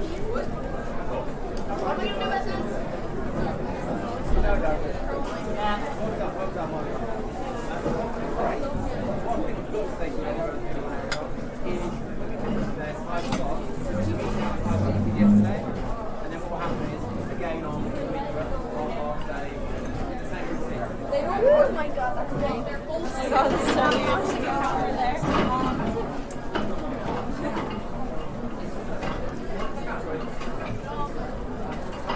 Wait, if Elsie, we're passing the life codes right there.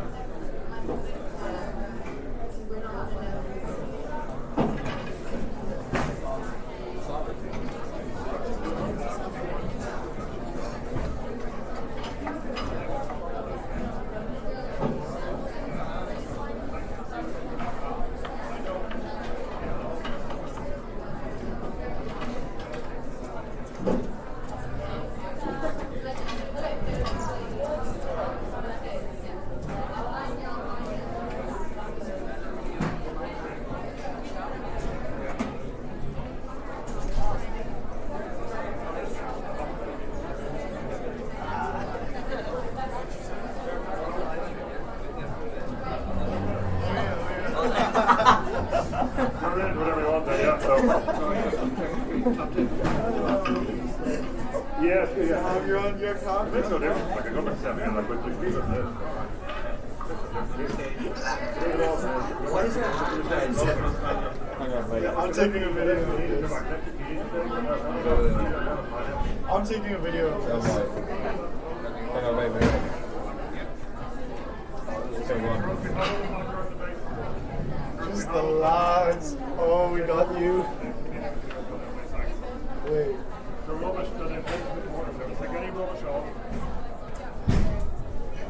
Any paper, any rubbish at all. Placards put up here. Paper. Any rubbish or placards put up the side here. That's okay.